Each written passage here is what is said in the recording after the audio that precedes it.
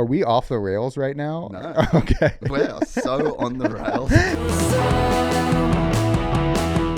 Dope him up, baby. I can't imagine Roxon having any. He's just going to get 4 more abs, like abs on his tits. And what Bubba would do is he'd come up to the roller, preload, and bunny hop onto the table. And you're just like, what? You're like, what? What do you mean? Why would you even think of that? Once you're like past 30 and you come back from riding dirt bikes, lasted another one, cheat at death again. Next to this golf course, ripping on dirt bikes. All these people are freaking out. And I'm just like, leave him alone. He's not bothering you. Yeah, he's not on his bike. And I think it's a funny bit that I only work on cars with gold-plated tools. I'm like, have a whole set. I set a timer that interrupted our podcast. Now people think I'm a lunatic. Tricker parts for it and like some carbon stuff. Oh, look at this. I think I'm the proud owner of 2 Mac Tool 24 gold-plated screwdrivers. Live, making it happen. Jerimiah Burton. This episode is brought to you by Yamaha and the all-new 2024 YZ250F. It's no secret that I've been a big fan of this 250F. Where would you go right now if you want to win a lights championship? Star Yamaha. And in 2024, Yamaha has migrated their latest chassis platform to the quarter-litre King. With the new chassis designed to give you flex in the right areas that allow for maximum feel through the turns without sacrificing stability. There's also an all-new Ergos package designed at slimming down the bike and updates to the rider triangle to improve rider comfort. The Yamaha still has that same exciting engine package that has become a modern icon in the 250 class, rocketing Star Racing to the lion's share of the last decade's titles.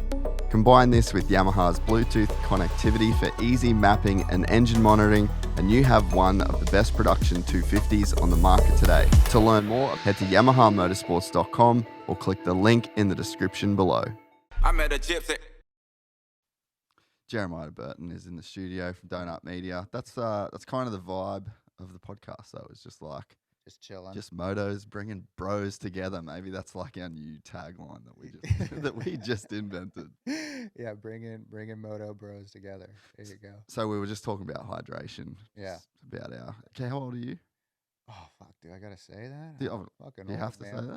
30, I'm 30. I'm 37. Oh, not that old. Yeah, I have a bit. I'm right there. So. Yeah. I have a bit at Donut that I tell everyone I'm 21, and the internet's a wild place. People believe it. Yeah. And so I've kept that going for like the last 4 years. But no, I just turned 37 this past December. Yeah. So, but we're in that age where we have to care about hydration. Yeah. And drinking water the night before we ride, and having ice baths. And you just don't load your bike up and ride these days when You you're can't do 37, it. do you? No, it's fucking whack. It's the worst. And you just like I have to stretch. Like, Oh. come on, man. I don't want to stretch. I ain't got time for that. Fuck, the weird thing that I was just like obsessively doing through like the whole World Vets camp was filing blisters. Oh, really? Just freaking smacking them down. Yeah, because they would get so like calloused, Uh-huh. and then the whole pad would rip off. Oh. So I'd be doing motos, and I'm thinking it took me a while to kind of like figure this out. Uh-huh. I'm doing motos, I'm like, fuck, I'm a fucking sick cunt. Like I got these huge blisters, and then like these huge calluses, and then bang, 2 would rip off, and I'd be like, I can't ride for a week now. Right. So I was just like, every time I was just because you can't pull them off because Yeah, you you can't. need them. You got to knock them down. So it was full callus care. Yeah, dude. When I ride like pretty often, I'll get the inside thumb one, Yeah. and it makes it worse because now it's just built up. I have like a growth, like a goiter on your neck if it's on my thumb. Yeah. Yeah.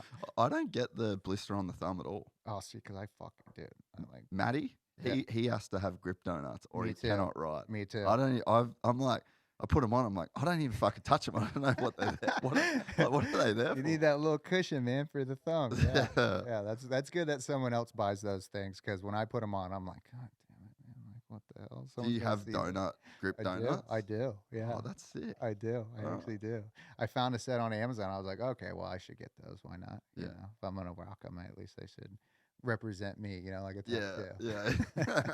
Well, just like merged everywhere, Yeah. like even the grip donuts. Well, the thing about donut doesn't necessarily align with donut the food a bunch. A lot of people Yeah. like to we get a lot of fan art and stuff where Yeah. people will do like the pink donut with sprinkles, and we used to do some stuff like that, but we've, gone away from that. It's for whatever reason, people like to connect it to for obvious reasons. Yeah. The strawberry frosted sprinkly donuts visually appealing. So And it means you're a Jet fan, obviously. Like it's just like 6 degrees of donuts like the whole way through. Well, when Jet came through and was doing the donut stuff, I was like, oh, okay. I was like, that's pretty cool. I like someone else tapping into this and right. Because he has like a whole suite, right? Where they do like before races. The fan zone. Fan zone, where he has donuts in there and it's like his own donut. Yeah. That's pretty cool. Yeah. Then you know who else did it too? Like, so fist handwear. So my buddy, do you have fist gloves? No. Okay, what size gloves do you wear? I'm XL. XL. I'll get some sent over. Maddie gets here Thursday. Oh, cool. Oh, yeah. He said. I think we're going to ride, aren't we? Yeah. Where do you want to ride, actually? I don't care. He was talking about doing some trail riding stuff, but I don't have a spark arrestor, and I don't know if that matters. I don't even know what that is. I'll be honest. Well, in California, they make you put a spark arrestor on all bikes, but it prevents sparks from flying out the back. That does make sense. But I've never, in my whole entire life, have never seen a factory bike without a spark arrestor shoot sparks. And, I'm 37, so I've seen you've seen a lot. But yeah, they make you have that. Depends on where you want to go. But I'm down to rip moto. Yeah. I mean, that's my thing. I'm more of a moto guy than a trail guy for sure. Yeah. Yeah. So wherever you guys want to go. I kind of want to ride both days, and I'd be down to do trail one day. That's cool. Yeah, track the next. I'm down. Yeah. But I'll get him to bring over some fist gloves. Okay. Cool. But so Sammy, he's the guy that owns Fist. He's one of my best mates. He was like the first ever just glove company. So I think then there was like Deft with Nate Adams. So right around that, I think it was like 11 years ago or whatever. But he had this chick, Caroline Buchanan, and they've been doing the donut, the pink like for years and and so they were always salty that Jet jumped on the way. Oh, did they? Oh yeah. I can see that. But you know what? It fits his like. It fits. I feel like it fits. Like when I saw him, I was like, yo, this just kind of fits his thing. For whatever reason, there's like a lightness to it that is like it's not like metal malicious stuff where it's like those guys spiked helmets and shit and like or spiked like chest protect. Like that fits those guys well for whatever reason. I don't know why, but the donut fits Jet well. Yeah. He's just got like that bubbly kind of bubble gum personality. TikTok dances and shit. Does he do those? I don't know. I think he does. Well, he does? He used to. He grew up doing hip hop dancing. Really? Yeah. Have you ever seen any of the videos of him as a? No. Oh, dude. I did that too growing up. Really? Yeah, I did like hip hop dancing back in Florida. No shit. Yeah. That's actually so funny story about that about dancing. My auntie owned this dance school in Australia. It was like one of the top dance schools in like our town, and they used to win all the national like it was a big deal where we lived was like this dance studio. Sure. My dad's like, bro, that's gay. And so with me and my brother were the only two kids. There was like 17 grandkids in our family, and me and my brother were the only ones that didn't learn to dance, and we used to just be like, yeah, that's gay. See, I was the opposite. I loved dancing because it was a way to like get chicks. Dude, I know. That was the only, if you're a good dancer, girls love good dancers. So like, little kid in Florida, I was talking about this the other day. In Florida, we call, I don't know if I can say this, but we used to call like, if you're like a little jit. Like little jit kids, like run around causing trouble, being a fucking menace to society. So like if you had, girls wouldn't like that, but if you were a little jet who could dance and dance, you would doll. You're all right, yeah. We had the hack where, so me and my brother, we used to go like, so my sister was like really good, right? Yeah. She used to go to all the big comps and all the big meets, and we used to go after school. We'd like ride around on bikes for a while, and then we'd have to meet at the dance studio so that our parents could pick us up. So just like depending on what girls would be there that day dancing, what time their class, we had like a whole structure of like when we would be around. Yeah. And then we got to travel with them all too. So we kind of got like the benefits. Right. But you know where I fucked up? What's that? First time I ever went to a wedding.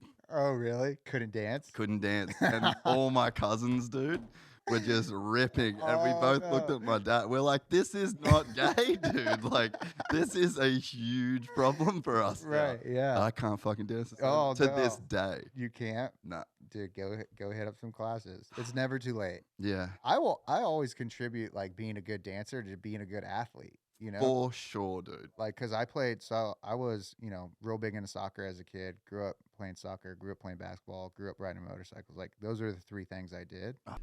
Yeah, so soccer, like playing. Grew up playing soccer, basketball, riding dirt bikes, right? And like, I feel like my being able to dance, being light on your feet, like that made me a better. Either I became a better athlete because of that, or me being athletic made me a better dancer. Don't know what. No.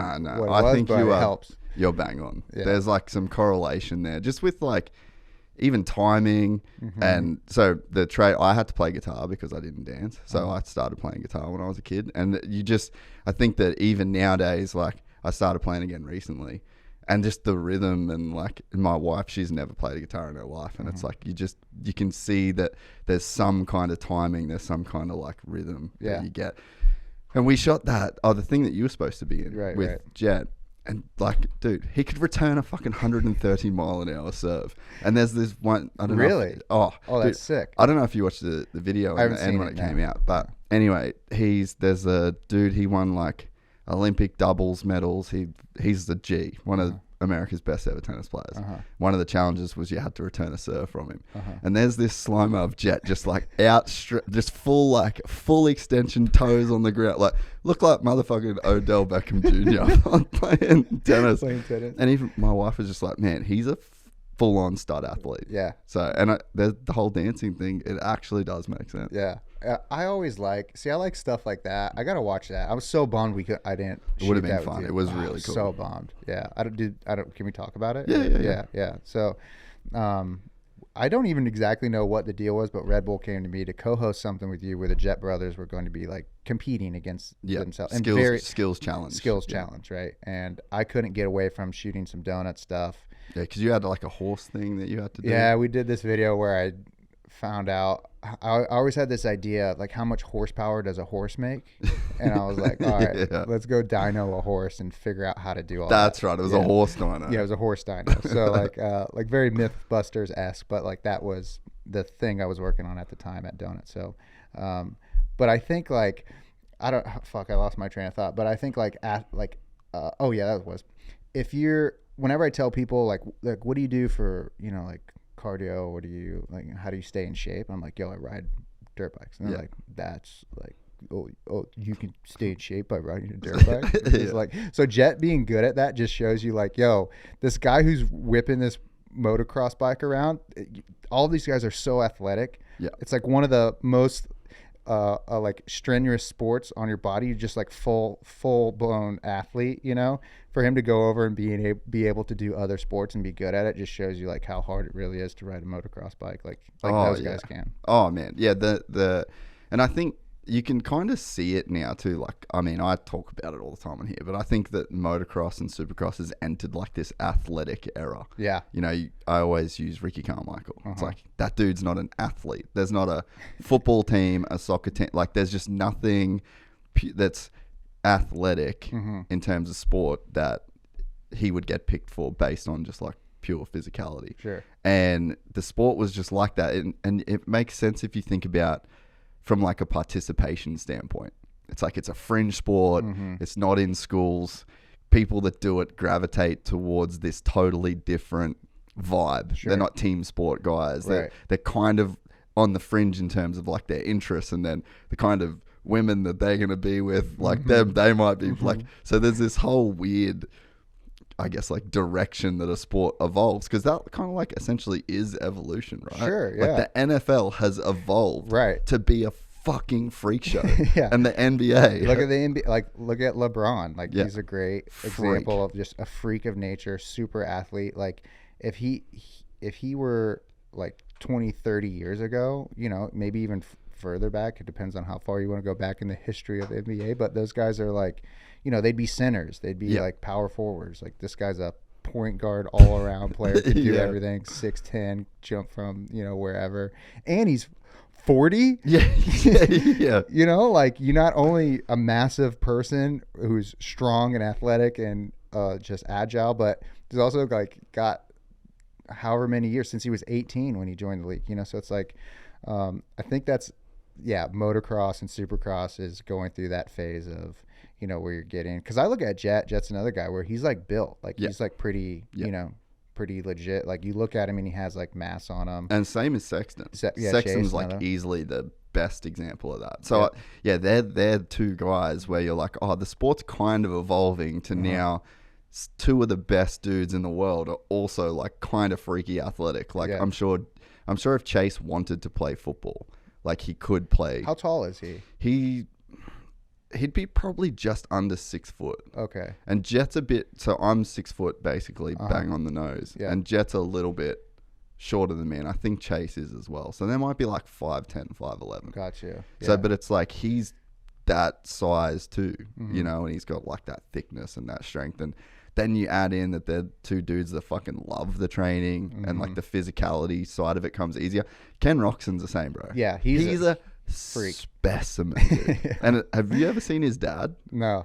So his dad, Heiko, is 50 something and a fucking specimen as well. Like it's insane, dude. Yeah. It's like they're the guys that are kind of like at the top. So it's like I just think moto is kind of going through that phase where it's like, and you think what it takes for that to happen, like it has to open up a bit culturally. The diverse, like the gene pool has to get a bit more diverse. Sure. More money has to come into it. Right. I think it's kind of like a argument for like why you should also want to have more money in sports as well, because like you can it attracts this whole different gene pool of potential super freaks that could be in your sport. You know? That's like that. What's the thing coming out where it's the Olympics but with steroids? Have you seen that? Yeah, that's like who's the guy that's is it like Peter? I don't know the specifics of it. Some billionaire dude. Yeah, I just saw it pop up on Instagram. And like when I was a kid, going through like the whole like steroid thing in baseball. Like A-Rod and all that. Yeah, shit. all those guys getting like popped for it. And I was like, and I wasn't a baseball fan ever, so I was like, "Who cares, dude? Let those guys get jacked as fuck." What do I care? Yeah, juice it up. Let me see Mark McGwire fucking have just, like 40-inch biceps and just smack a ball out like that. I don't care. Like, and I feel like if you're an athlete going into that, and it's okay, and you do it as like healthy as possible, I don't know, I feel like athletes are put in this, like they're put on a pedestal, but they only have so much time in this window to like make money, make a name for themselves, and then like go off and like live off that money so they can, like you can't be 40 or 45 and go be playing in the NFL. Like it just doesn't, I mean. Well, and especially if you get super famous too. Right. Like being really famous is fucking expensive. Sure. Yeah. Like if you get to a Tom Brady, like you can't assimilate. Like, you know what I mean? Like you're not a normal person anymore. Right. And it takes a lot of money to be you. Like you're probably not really going to want to go to airports. You're probably not going to. Right. So it's like, you have to kind of, everything about being an athlete at like the top level of a top sport puts you in just like this fully different category. Yeah. And I think like if guys wanted to dope and get big. Dope and get yoked. Dope and get yoked. Dude, another saying. I don't know if you've said that before. No. Yeah. This is basically what I do on a daily basis. On the reg. Is sit and talk shit, come up Scroll with ideas. Instagram. And then, now that's on a t-shirt. And now but yeah, I think like I'm excited to kind of see the doping Olympics. I think it's going to be pretty interesting. Yeah, well, the big argument for me with motocross would be stuff like peptides. Like I feel like they should, like EPO, pretty dangerous. Sure. Like dudes fuck that up. Yep. And then you don't want a sport where can just go open season. Yeah, I agree. Like that probably gets weird, and then because it's just like a bike, right? Sure. Like you can bomb a bike to where it explodes. Right. So it's like you can walk that line, right. And then there's like a safe where it's like, no, this will do 30 minutes and it's not going to blow up. Nobody freak out. So it's like if you do that to a bike, you'll just do that to a body. Right. So there should be some limits. All right, you're getting me to change my mind now, because now I'm thinking like, because guys don't care. No, they'll be like, I'll look push it to the fucking Mr. Olympia, dude. Like, you're dead in 5 years. Yeah, like, right. Enjoy this moment. Yeah, being so ripped, it looks like craters on the moon. Like I can't. Yeah, Dude. you're about to die. Like, let's get this show on the road so that you can hydrate, son. Yeah. So talk about dehydration. Those guys are so dehydrated. They're like they gotta have constant migraines, right? Oh, I'd be dead. Like I actually would physically die. Your one kidney is like, yo, dude, fucking feed me water now, or we're done. I'm out of here. I'm ruining this whole ship. Everyone else is fucked. Your liver and everyone's like, yo, dude, come on, fucking feed this guy water. They're like chemically dehydrated. Yeah. Like not like motocross dehydrated. No. They're like inject a chemical into your body to strip the molecules. Right. Yeah. Get that water out. Fuck. Yeah. So yeah, some dudes would be rocking up to the start line. Someone that. would, yeah. And I think like, so you need like rational guys in place to be like, all right, Yeah. you know, don't go ham. But you know, like cycling's a big sport where they're constantly cheating all the time. 100%. And it's just like, there's a whole industry. There are guys right now working on how do I beat this test so I can blood dope this cyclist so he can help another teammate win the Tour de France. Another guy. Bro, Yeah. I had a friend. I have a friend. He's still my friend. He's still here. Yeah. He was on this like B professional team in cycling in Italy. He's an American guy, but he's Italian, and he was like, I just want to go have like a Euro summer in Italy. Sure. And he was a cyclist. And they were like, cool, we'll sign you to the team. Here's your base, like low salary.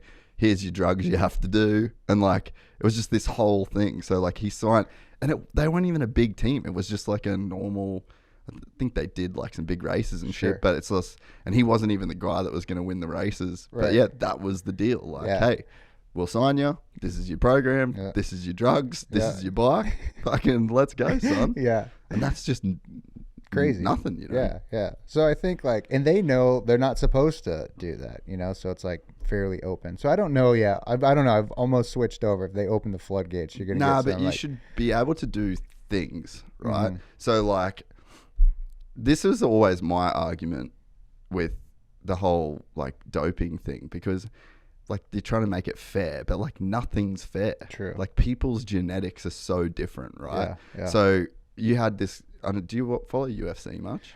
Yeah, a little bit. It depends on like who's fighting, but yeah. So you got like a Tyrone Woodley, you know who that is? Yep. And then a Stephen Wonderboy Thompson. Just have a wild guess of whose testosterone do you think would be naturally higher?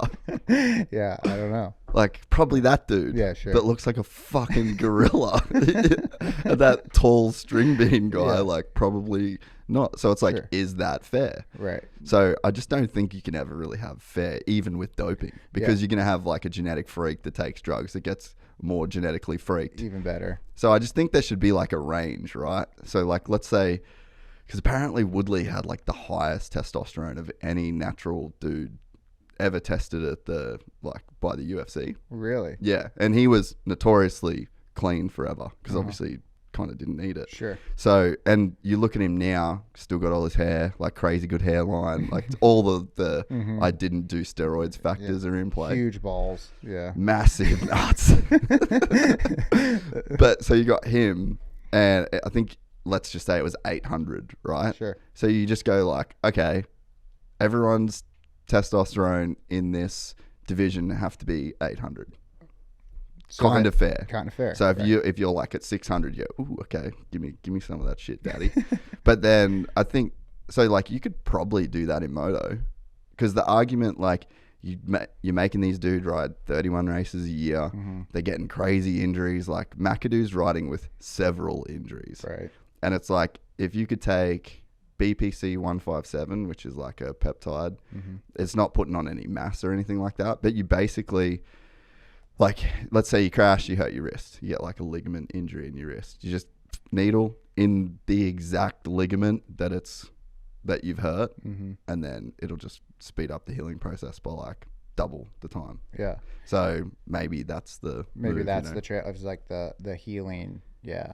And I'm for like, yeah, I think like that also helps push, you know, like, because I came from that world before I did donut, before I did, you know, I was a biomedical engineer. Really? Yeah. So I worked in I worked in this company. I don't want to say the name, but I worked in a company that did cardiac stem cell therapy. Okay. And so I was like a full-on manufacturing engineer in a clean room in a bunny suit, like dissecting hearts, growing stem cells that then got packaged into drug therapy and ran clinical trials. Yeah. So like I know the like world that comes from that, and it's like it's all, if it's like we were a startup, and so it was a lot of funding through the government, right? But if you can have some sort of product that's approved, you know, getting FDA approval is always a pain in the ass, but if you can get something to where you have people with money who are buying it for, you know, recovery and stuff, it just helps accelerate like the science and you know, trying to get like better drugs or therapies out there that are safer for athletes to use, you know. And it's kind of like this cycle of you need people to use them, but you need to make sure like you're giving them good stuff. Yeah, well, I think that's like, dude, that's so interesting that was your background. I actually had no idea. But I think that's the argument for legalizing or decriminalizing a lot of shit. True. You know, like we've been watching heaps of do you watch Channel 5 News? Yeah, is that that's Andrew Callahan? Yeah. What a fucking G, bro. He is like, first of all, he's hilarious. Yeah. Like he's amazing in like his actual delivery and being funny with people there not even knowing that he's being funny. It's like he's being funny just for the YouTube audience, and the people that are in the scene with him are fully unaware that he's being incredibly funny. Right. So there's that, but then he's also an incredible journalist at the same time, right? And so we've been watching his whole border crisis series, and just the way that you see the way that drugs and the illegal sale of drugs and cartels and how that's so intertwined with like the border crisis and the immigration. It like legalizing cocaine would go so fucking far to fixing all of the border problems. You think so? Oh, I gotta watch his stuff. I don't know enough about this, but it's so insanely linked. So like you got all these people that are hooked on these illegal drugs, and they come from like so many of them come from basically like the pharmaceutical world, and then their life goes to shit, COVID, whatever. They end up out on the streets. Now they're doing fentanyl. Fentanyl is this product that is basically like fully so there was like the companies that made fentanyl like for medical use, and then the Chinese just go like, oh sweet, we can make that. And then the cartels go, okay, well they used to get it off like there's this one big drug at the moment called Trank, and they'd get that off vets. And then, so again, like as soon as the cartels find out what the illegal drug is, they just take it to factories in China. Right. And then China doesn't really care about what the drug problem in the US. So they're like, fucking sweet. Yeah. So, and then even like you go with cocaine, and that's the cartel. So like you've just got this illegal drug that if it was just made in a lab that was safe, and it was affordable, it was just like any other thing that the person who wanted it could buy. Like if you need fucking toilet paper, you can just go and buy the toilet paper. Right. But it would just cut all of that shit off in the same way that what you said. It's like when you do it properly, you get the right funding, and it kind of like has this trickle down effect, you know? Yeah, it's just there's so many loopholes and shit to go through, and I think like really like the politics of it all. There's like this huge behind the scenes things going on where it's all like really the root of it, in my opinion, probably is all it's greed, it's money. It's like I'm just gonna be able to control this, so like I get to eat the piece of this pie, you know, like the biggest piece. I make this legal, like now I don't get as much money. 100%. You know? So like I always think like, because everyone's like, yo, I could fix this place. Like, I could do that. And, like, and then you run into some guy who's like, oh, I'll murder your family if you fuck with the status quo. You know, like, oh, okay, that's why this doesn't change. You know, because you have people in power who, you know, can really mess your life up and your whole family's just life. Makes shit hard. It just really makes shit hard, generally hard. Right. I'm trying to do the right thing. I'm trying to legalize drugs to everyone. Like, oh, but you know, interesting thought is, by the way, do you guys, Are we off the rails right now? No. Okay. We're so on the rails. Because I'm thinking like, yo, all the moto homies are going to be like, yo, what the fuck? What is going on? Trust me, they're used to it. We've almost done 300 episodes of just rambling. Okay, all right. Rambling nonsense. Okay, cool. I was about to bring it back to drugs and supercross, though. Okay, good, yeah. Let them at it. Let them at it. Let them at it. Dope them up, baby. I want to see these super freaks. Yeah. I can't imagine Roxon having any. He's just going to get 4 more abs. Imagine just what would happen. Like abs on his tits. You know, he's just got abs everywhere. Just like, yo, cut it out, homie. He's hot too. Like I don't let my girlfriend watch him when he takes his shirt off after, because I'm like, yo, don't stare at perfection. Yeah, and he's got the accent. Yeah. You see him eating his like raw fucking liver bones and shit. You're like, dude, come on. Save some for the rest of us. I'm trying to stay wifed up here. And he used to sling. Like he's married now, obviously. I can only imagine. But 16-year-old Ken Roxon was a fucking nightmare to be around. I can tell you that right now. It was very hard to consistently hang in social settings. Yeah. Because he was quite slim. Slanging it up. Yeah. Just the dude to be at the test track ripping all day and then just home ripping all night. You're just like, bro, you are proof that God gives with both hands. God gives with both hands, and then fucking spits on the other people over there. Like you get a little bit, you get table scraps. They were just like, watch him. All right, this is what you could have had. Well, I always justify when I was a kid. I was like, yeah, you're tall, but you can't be too smart because God be giving you too many good things. And then you see people like that, you're like, yo, what the fuck? Like you dish out a lot of stuff. No, I could have been a triple threat. Yeah, you could have given me 3 things. Yeah. How tall were you? How old? Like, when did you get tall?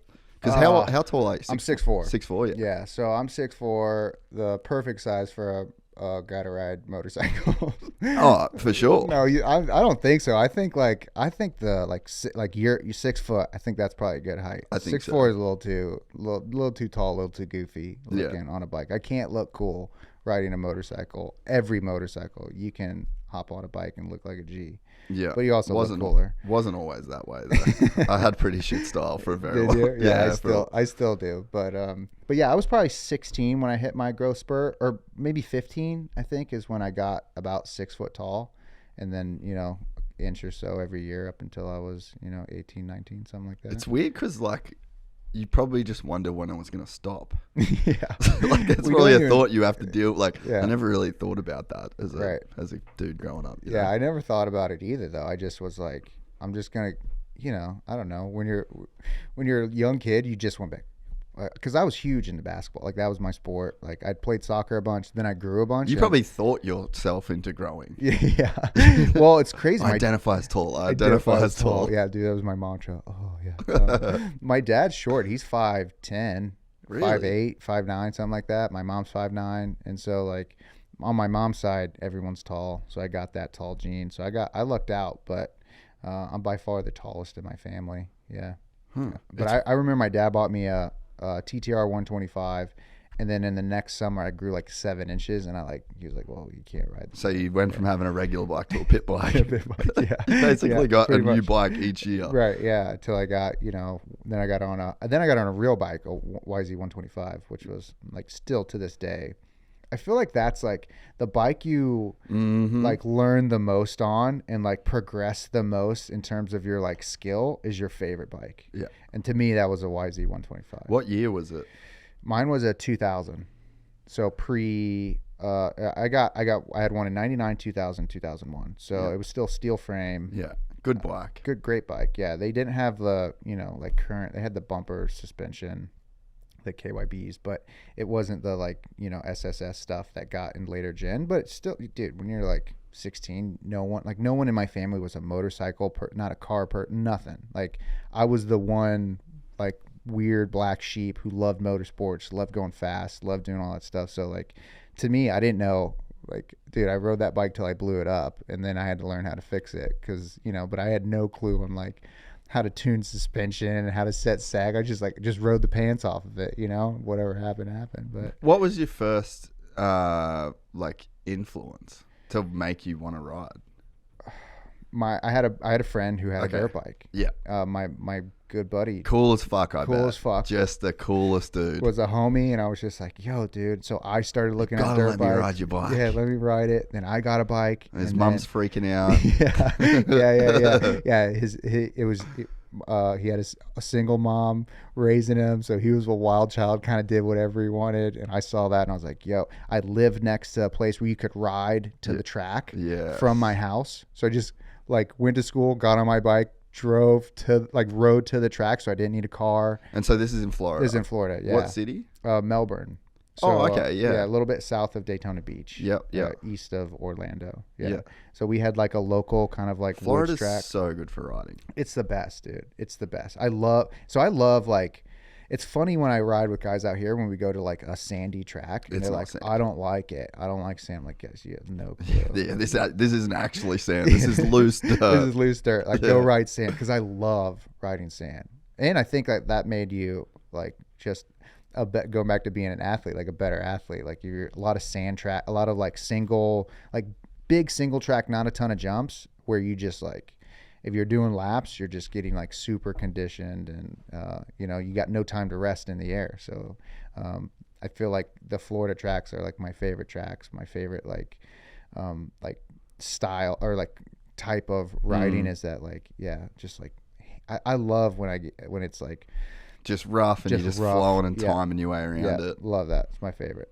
So your dad got you a TTR. How old were you? TTR 125. I think I was 14. Okay. Yeah. And then you were just off to and the then races. I was off to the races. And he just had no idea how to fix shit, didn't know what he was doing. No, my dad is he's a smart guy. He's got a PhD in applied mathematics, like very like with it, engineering type, but good with his hands. Like, came from humble beginnings, lived in Arkansas when he was grew up there.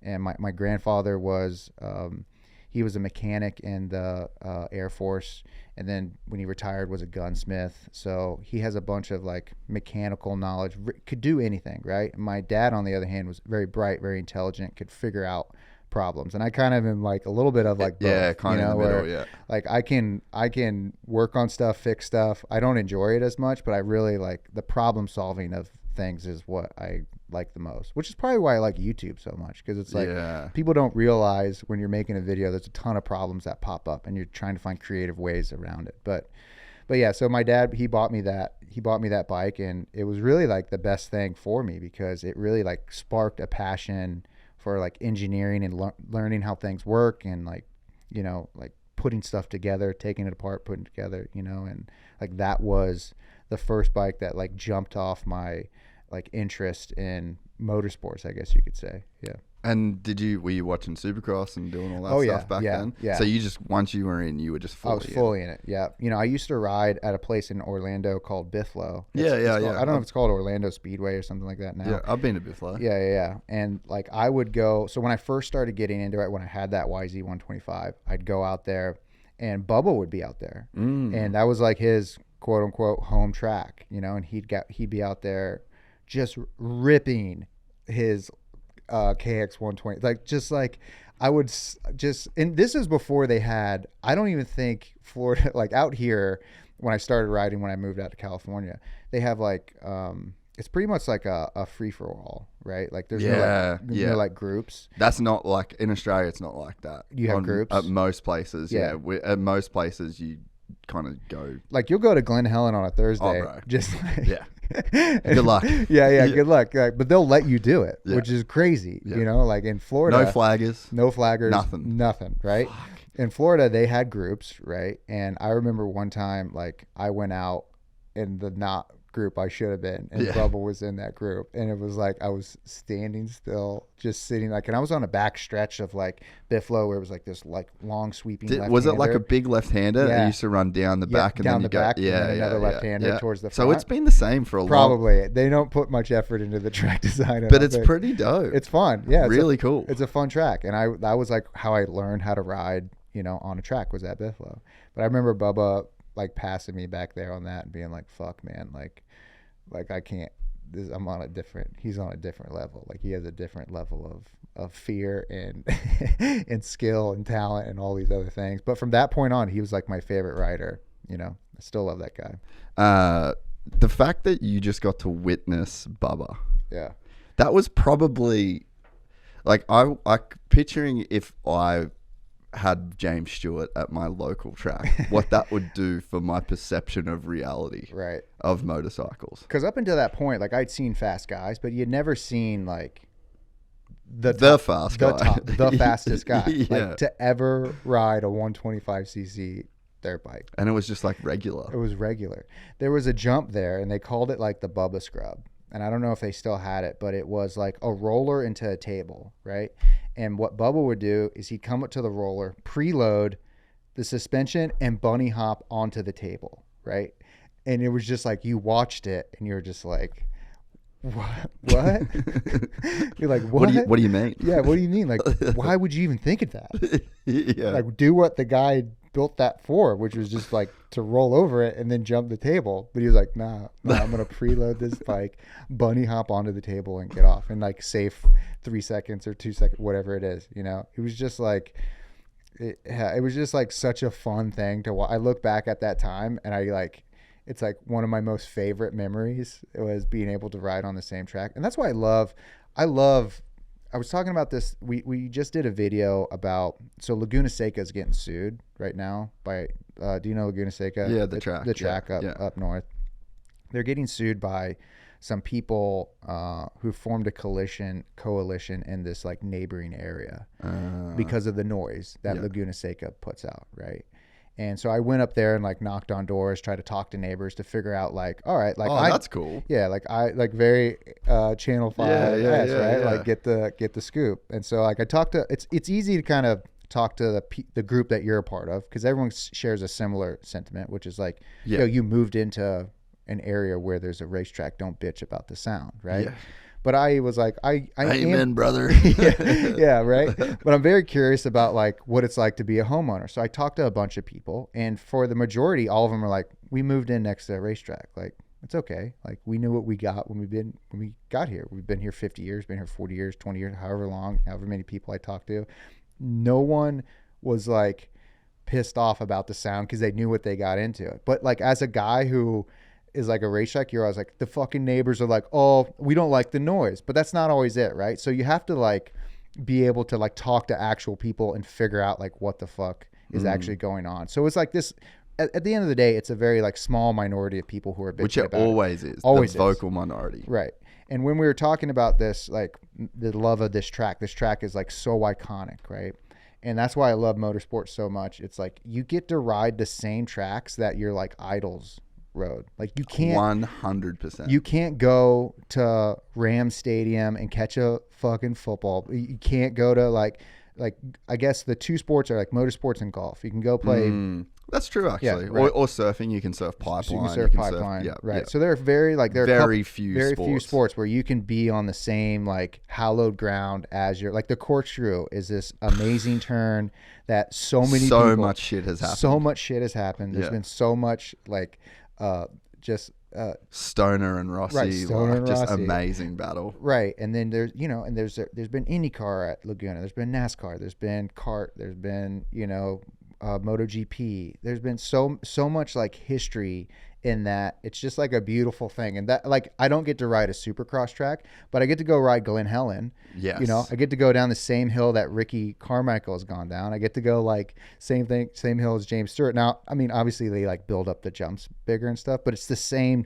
You get to hit the same first turn. You still get it in your mouth. You get it. The way that he got it in his mouth. Right. You get it. You get it. And so like, that's why I love motorsports so much. I think it's because it's like, it's one of the few sports where you get to like be on the same, and you might be slow as shit and it doesn't matter, right? Because it's just like, but it feels the same. Right. Yeah, that's true. I think that's it's amazing the way that you describe that. And I think another layer on top of that as well is the experience of, fuck, I need to hit the brakes. Yeah. Is the exact same for me. Right. The exact same for you. The exact same for Ricky. Right. It's just happening at these different intervals. Right. You know, and I think the noise, like you can fully, it feels immersive in the same way to the person as it would. And then, again, like you can't catch a football at Rams Stadium, and even if you do, there's no crowd. They're not going, it does. the sound's not the same, the feeling's not the same. And I think that's another thing in motorsports, another layer where it's like it even feels the same. Right. You know, and you have this like first person perspective of like the track, so it copies over so well, and it is very unique. And that makes sense. I guess I've never thought of it that way, but it's just like your internal limit is just different than theirs in terms of like hitting the brakes or whatever. But you know, you think you're on the limit. It doesn't matter. Perception's reality, right? You know, you're perceived as you're being on the limit to your comfortability. I got to race touring cars last year. And the final race was in Indianapolis. Oh, sick. And it was like I drove into Indy and was like, fuck, man, this is crazy. Like, it's a small, like touring cars. I was racing through the SRO, so it's not a huge series, but it's like, you know, you got to have still a real, legit, you know, it's big money to race there. It takes a lot of like sponsorship and effort and team effort to make it happen. So it's legit motorsports. And just to like do 40 minutes in a race around Indy, it's just like, dude, like what the hell? It's a kind of you got to like pinch yourself. So that's why I love, you know, motorsports over anything else. I fucking hate golf. My good friend Donut Zach Job loves golf. Bitch all the time about it. He calls it a sport. I call it a game, and he's like, "Why is it not a sport?" I was like, "Sports are only things. A sport is something. If you can't die doing it, then it's not a sport." And he's like, "Well, what if you get hit by a ball?" I was like, that's just like happenstance. It's not part of the game, okay? It's not part of the sport. Like, it's if you can die doing it, it's a fucking legit sport. It's real. Yeah, it's real. Your golf is, I don't know, I'm just like not. Also, growing up in Florida, I'd go do like donuts and shit on all the golf courses. You know, I'd like take my dirt bike out there and just fucking go on the sand chips and just like roost shit everywhere. I didn't care because I hated like golf culture. Yeah. So like I'm opposed to it. In Florida especially, it would have just been all old dudes or old couples retired wearing atrocious shit telling you to like, I can just imagine you, they're all just, what the fuck? Like, we manicure this grass and I'm like, fucking suck it. You know, I was like, I don't like, and then like the thing that's been hard is like I'm getting older now, so like everyone likes, golf is cool now to a younger generation. There's been some guys that have like, and you've just spent all of your life and you can't go back. I can't go back. Like, even when I have good friends and like funny guys that I know who like, even if Ken Roxon asked you to play golf, you would tell him to get fucked. I'm like, yo, you have a hot ass bod, my dude, but there's no way I'm fucking golfing with you. Fuck it. Yeah, I can't get past it. I'm so ingrained into like hate golf culture. And the thing is, like, I started to play during COVID and it was fun, but it was like, yo, I'm out here 4 hours. Dude, I take an hour, go to Glen Helen, go rip for 3-4 hours, hour back. So it's like, you know, 5-ish hours. I've like got a way better workout in. I like cheated death, you know? I survived. I survived. I came home. One of the best feelings once you're like past 30 and you come back from riding dirt bikes and you're not fucking broke. You're like, dude, lasted another one. We made it. Cheated death again. Meanwhile, you're like, you watch video of you. Like, like, dude, you're not dying even if something fell on little fella. Yeah, but yeah, man. I mean, I'd much rather go spend time, you know, going fast or fast-ish than walking around a golf course. And there's still shitheads out there on the golf course who get all fucking like stuffy about it. So it hasn't, like, the culture hasn't changed. Fully changed. It was, dude. So speaking of Laguna, we went up to Laguna, and Pebble Beach is up there. Yes. Which is a big golf course apparently, right? Wouldn't know. Don't know. Don't care. I've been told people like it. Yeah, people have said it's a pretty cool golf course. So we go up there, and my buddy who was directing the episode is like a big golf guy, right? So he wants to go into That's so funny. Yeah, he's big golf head, right? So like he goes into the pro like he's like, we gotta go to the pro shop. I gotta get a t-shirt. I gotta get a pin or a ball or something. And I'm about to piss my pants, right? So I'm like, yo, do whatever you want. I gotta find a bathroom. So I walk into the pro shop. It says like men's whatever, like clubhouse, whatever. So I just bust through this place, and I'm like in this like trying to find a bathroom. There's a urinal, take a piss. I like zip up, I turn around. I'm in like the players club fucking like like I see like the lockers. It's I'm like Tiger Woods, it says, Jack it says Nicklaus. Tiger Woods, all this stuff, and I'm like, oh, there's no way I'm supposed to be here. I was like, but I didn't care. Like guys were coming in looking at me weird, and I was just like, dude, I don't want to be here. Don't worry, I'm not weird because I don't care. And I walked out, and he was like, did you go in there? And I was like, yeah. He's like, you're not supposed to go in there. That's like the players. And I was like, I don't care. It doesn't matter to me. It's real to you, and it's not real to me. Yeah, I would have pissed on the green if I could have. I don't care, dude. Like, fuck this place. You know? Oh, I fucking love that. Yeah. That's the thing, too, about, like, L.A. See, they're tricky little motherfuckers, these golf guys, right? Oh, yeah. Like, so in L.A., like, if you have a country club, they're getting like property taxed. This is so in the weeds, by the way. Let's go. This is like such a like Curb Your Enthusiasm, like anger moment, but it's like those. I'm here for it, but I'm here for you. So this is about you. They have like hundreds of acres of taxable land that they're getting charged at rates that are from like the 30s, because they never sell like in LA, right? Whenever you sell a property, you assume a new tax rate based on the year, based off of the year and the price you sold it to, right? Yeah. So these guys, what they do, there's no ever like natural full sell over of a course. They get a new member, he pays a fee, and now he's a new member in the club, and someone dies and fucks off and whatever. And so like there's a constant like shuffle of ownership, but it's never one full like sale of it.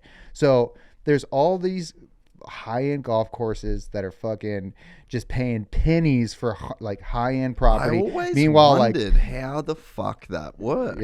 Yeah. Because you like San Clemente, where I drive past that golf course every day to come here. Yeah. Never seen a cunt on it. I've played it a couple times. Yeah. But well, is that like a county owned or a city owned one, or is it a private course? I don't know, but Okay. either way, I always wonder. Like the city makes sense. Like if the city owns it, and then they just roll over Right. like a lease Yeah. forever. Yeah. But yeah, that I always wondered. Even like the real expensive shit, I'm like, they're on fucking $1 trillion worth of real estate right here. But it doesn't, they don't ever have to pay that. And so like me, I'm like, yo, let me fucking walk my dog there on the weekends, dude. Like, come on. Let me throw the chuck it. Let me just throw the chuck it. Like, that's all I want to do. Like, I'm not going to bother you. Just let me throw the chuck it. We'll be okay. My dog's cool. My dog's cool. But that'll never happen. Anyways, rant over. What's the closest one to you?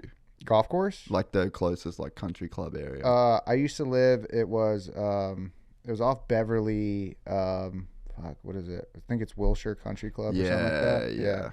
I live right there in Larchmont. Larchmont's like a little town in LA, and yeah, I'd cut through there all the time. When I had a supermoto, I like straight pipe, like, I took the Spark restaurant. You fucking didn't. And that would be like, it was like a break in traffic, and that would be my wheelie spot. So I just like, and every time I see a motherfucker like trying to tee up, just just clutch. It's like I'm being mean and there's no reason for it. I'm just like childhood trauma from some golf guy who pissed me off one time, and now every guy I see at the tee box, I just fucking honk the horn. Don't care. One of the best Jackass skits of all time was God. It's so low hanging fruit. Like so accessible. Yeah. They've done so much shit that was just like insanely hard to pull off, right, and not as funny as a fucking air horn at a golf course. Like, yeah, top prank, man. Shut up and take my money. Yeah, dude, every time. I'll do it. I won't, because you're gonna get some guy who's just like, this is his life. You know? He's only got a few years left. Can he just golf in peace? But I'll tell you, if you're looking good for a 78 and someone makes you hit a ball out of bounds and you get an 83, fuck, dude. Yeah, fuck, man. Oh I've been that guy before. I'm like, fuck. I had it going. Yeah. Not me, dude. Not me. I last time I was walking in the park, and they had next to another golf course, and they had some of like the wheelie boys. And I'm not a big like wheelie boy fan where they're, what kind of bikes were they on? Like push bikes or motorbikes? No, they're on motorbikes. So these are the guys who like go through the streets, like popping. So they're like good. Yeah, like full dirt bikes, like 250. I feel like every teenage boy is a wheelie boy now, though. Yeah. Have you noticed that? Yeah. On BMX bikes. On BMX bikes, yeah. And they're fucking good, They're so good. During COVID, I bought like a 29er Throne to like practice wheelies on. And I was like, dude, I don't know. I got these guys. Yeah, but it's like, they're a different level of skill doing it. But it's cool. These guys were on powered motocross, right? So I'm like, they're like next to this golf course, ripping on dirt bikes. All these people are freaking out, and I'm just like, yo, fuck, You're just hammer it, homie, cheering them on. go for it. You know, I don't care. Like, what are you gonna get upset about, guys? Leave him alone. He's not bothering you. And they'll probably also bash you if push comes to shove. So maybe don't. Yeah, he's not on his bike. That was procured from a 10 by 12, 10 by 14 trailer in Riverside. Yes. Oh, dude, you said before, would you just go home safe after 30? Yeah. I legitimately had tears in my eyes after I finished the last Moto World Vets. Oh, I was really? like so fucking relieved Yeah. that I was alive. Yeah. Because it wasn't just that weekend. It was like an entire year Of training for it. training and Yeah. just the fucking risk I felt at Yeah. certain times. How'd you do? I don't know. I have no idea. like I could not tell you. Didn't even care? Didn't even No, matter? no. I just wanted to do Wanted it. to do it? Yeah. That's good. That's like, I went through, how old are you? 36 this Okay. year. All right. So you're a little bit later. I did that when I turned like 32 or something. I did like, actually I wore my Transworld when Transworld still was around, RIP. I think Yeah. we'll swap now, but like I got heavy into that. I was like, yo, I'm gonna train. So you went in for like a series. I went in for a series, did every You race. got to scratch the itch, right? You got to do it, yeah, and did well. And then I was like, all right, now I'm gonna bump up classes. Bumped up classes, did well. Then I was like, all right, I'm gonna bump up another class. Broke a collarbone. You're like, fuck it. All right, go back down a class. Broke a Maybe collarbone. not. Broke a collarbone. Go back down another class. Like, it's like, so I stopped racing so much in that. But it is like, yeah, you do get that itch, where it's just like, yo, can I still do it? Can I still go out there and like be competitive and like have fun? And Well, I think too, like when you, at least for me, like our bikes were shit growing up. Yeah. Like we just never had, and it would have been the same for you. Sure. Never really had the best of anything. right, yep, And I was like, you know what? I got a really big motocross podcast and I can get cool bikes and I have cool parts and I've got the freedom to train and I can spend money on oil and tires. Like, So I was like, I actually have a chance to just do this properly. And coming from Australia, like it's so funny to hear your experience of James Stewart and my experience of James Stewart were literally as far away as possible. Like, Really? Well, I was in Australia at the days that you were at Bifflo watching him ride. Probably a year later, I was downloading a clip of James Stewart at Bifflo that day that you were at. Oh, wow. And I was downloading it on LimeWire. And it was like an 80-second video of grainy as hell. on a 125 Yeah. at Bifflo. Yeah. And I would just watch it over and over and over. I have and that over. same video. I know what you're talking about. So it's like literally the polar ends of the extreme, Yeah, yeah. But I think like, yeah, going. There's actually a lot of good videos. I don't know about good, but of the time, it was like, Yeah. James at Bifflo. Just what's the one where he's jumping Larocco's leap? Have you seen that? Yeah, probably. It's like shitty cell phone. Oh, same era with just a little clip, just a little where square. you see the like forks flex when he lands. It's just like, man, I could watch that all day. So being over there in that era and then to like grow up and then move here and then have a chance to like ride I just fully scratched the California moto dream, and I just did not care what I got. Yeah. I just wanted to fit. And it was, That's the way to do it, though. bro, it was so rough. And dude, It was people don't understand crazy, how bad crazy Hell- rough. Yeah, it gets so bad. I mean, I'm sure the pro guys, it's like, yo, this is nothing. But Nah, everyone says it. Oh. Like even like McGrath and those guys that raced it were just, especially Saturday. Day one was gnarly, dude. yeah, The second day, it's like they watered it more and it like earlier, so it Softened was like it a up. bit sloppier and softer for longer. But dude, day one coming down the hill was just fucking absurd, bro. And like everybody was going, "This is the roughest I've ever seen it." I remember. I think it was either the two-stroke that Fast House puts on, Oh, or yeah. World Vets that I raced the last time. But I remember going down the hill and the braking bumps were so big. I was like, oh, I think I'm just going to pull off. I was like, because I was like, bombing them like you would during practice. And then like, for whatever reason, why the fuck is this one crater in the middle of it? Like, how did this get formed? And why am I hitting Yeah. it And right why, now? whose suspension, guy can deal, like has a bike who can deal with this where it doesn't feel like anything. Because when I hit it, it feels like I'm gonna buck over it, right? Like you're just gonna eat shit. It feels like the guy that did my suspension just cut half a broomstick and just put it in there and then tightened it up. Yeah, it's crazy. I remember listening to, I think, an interview with Adam Cianciarillo, and he was talking about, because he was an East Coast guy, Yeah, right? Florida, Port Orange, right? And then he came out to Glen Helen, and he saw Glen Helen, and he saw like the hill, and was like, "Oh, I can't do this anymore."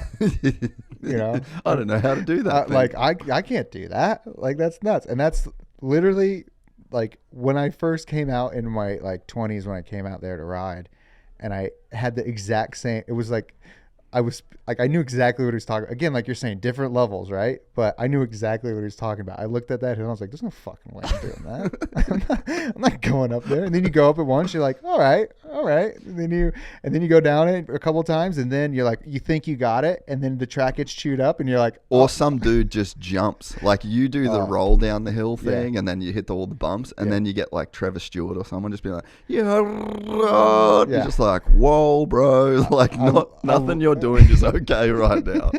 I love sitting down at the hill watching the pro guys jump down it, and you're like, okay, they're jumping like halfway down, and I'll like make a mental mark of where they're hitting, so I can be like, all right, jump a little further, you fucking little bitch. Like, do a little bit.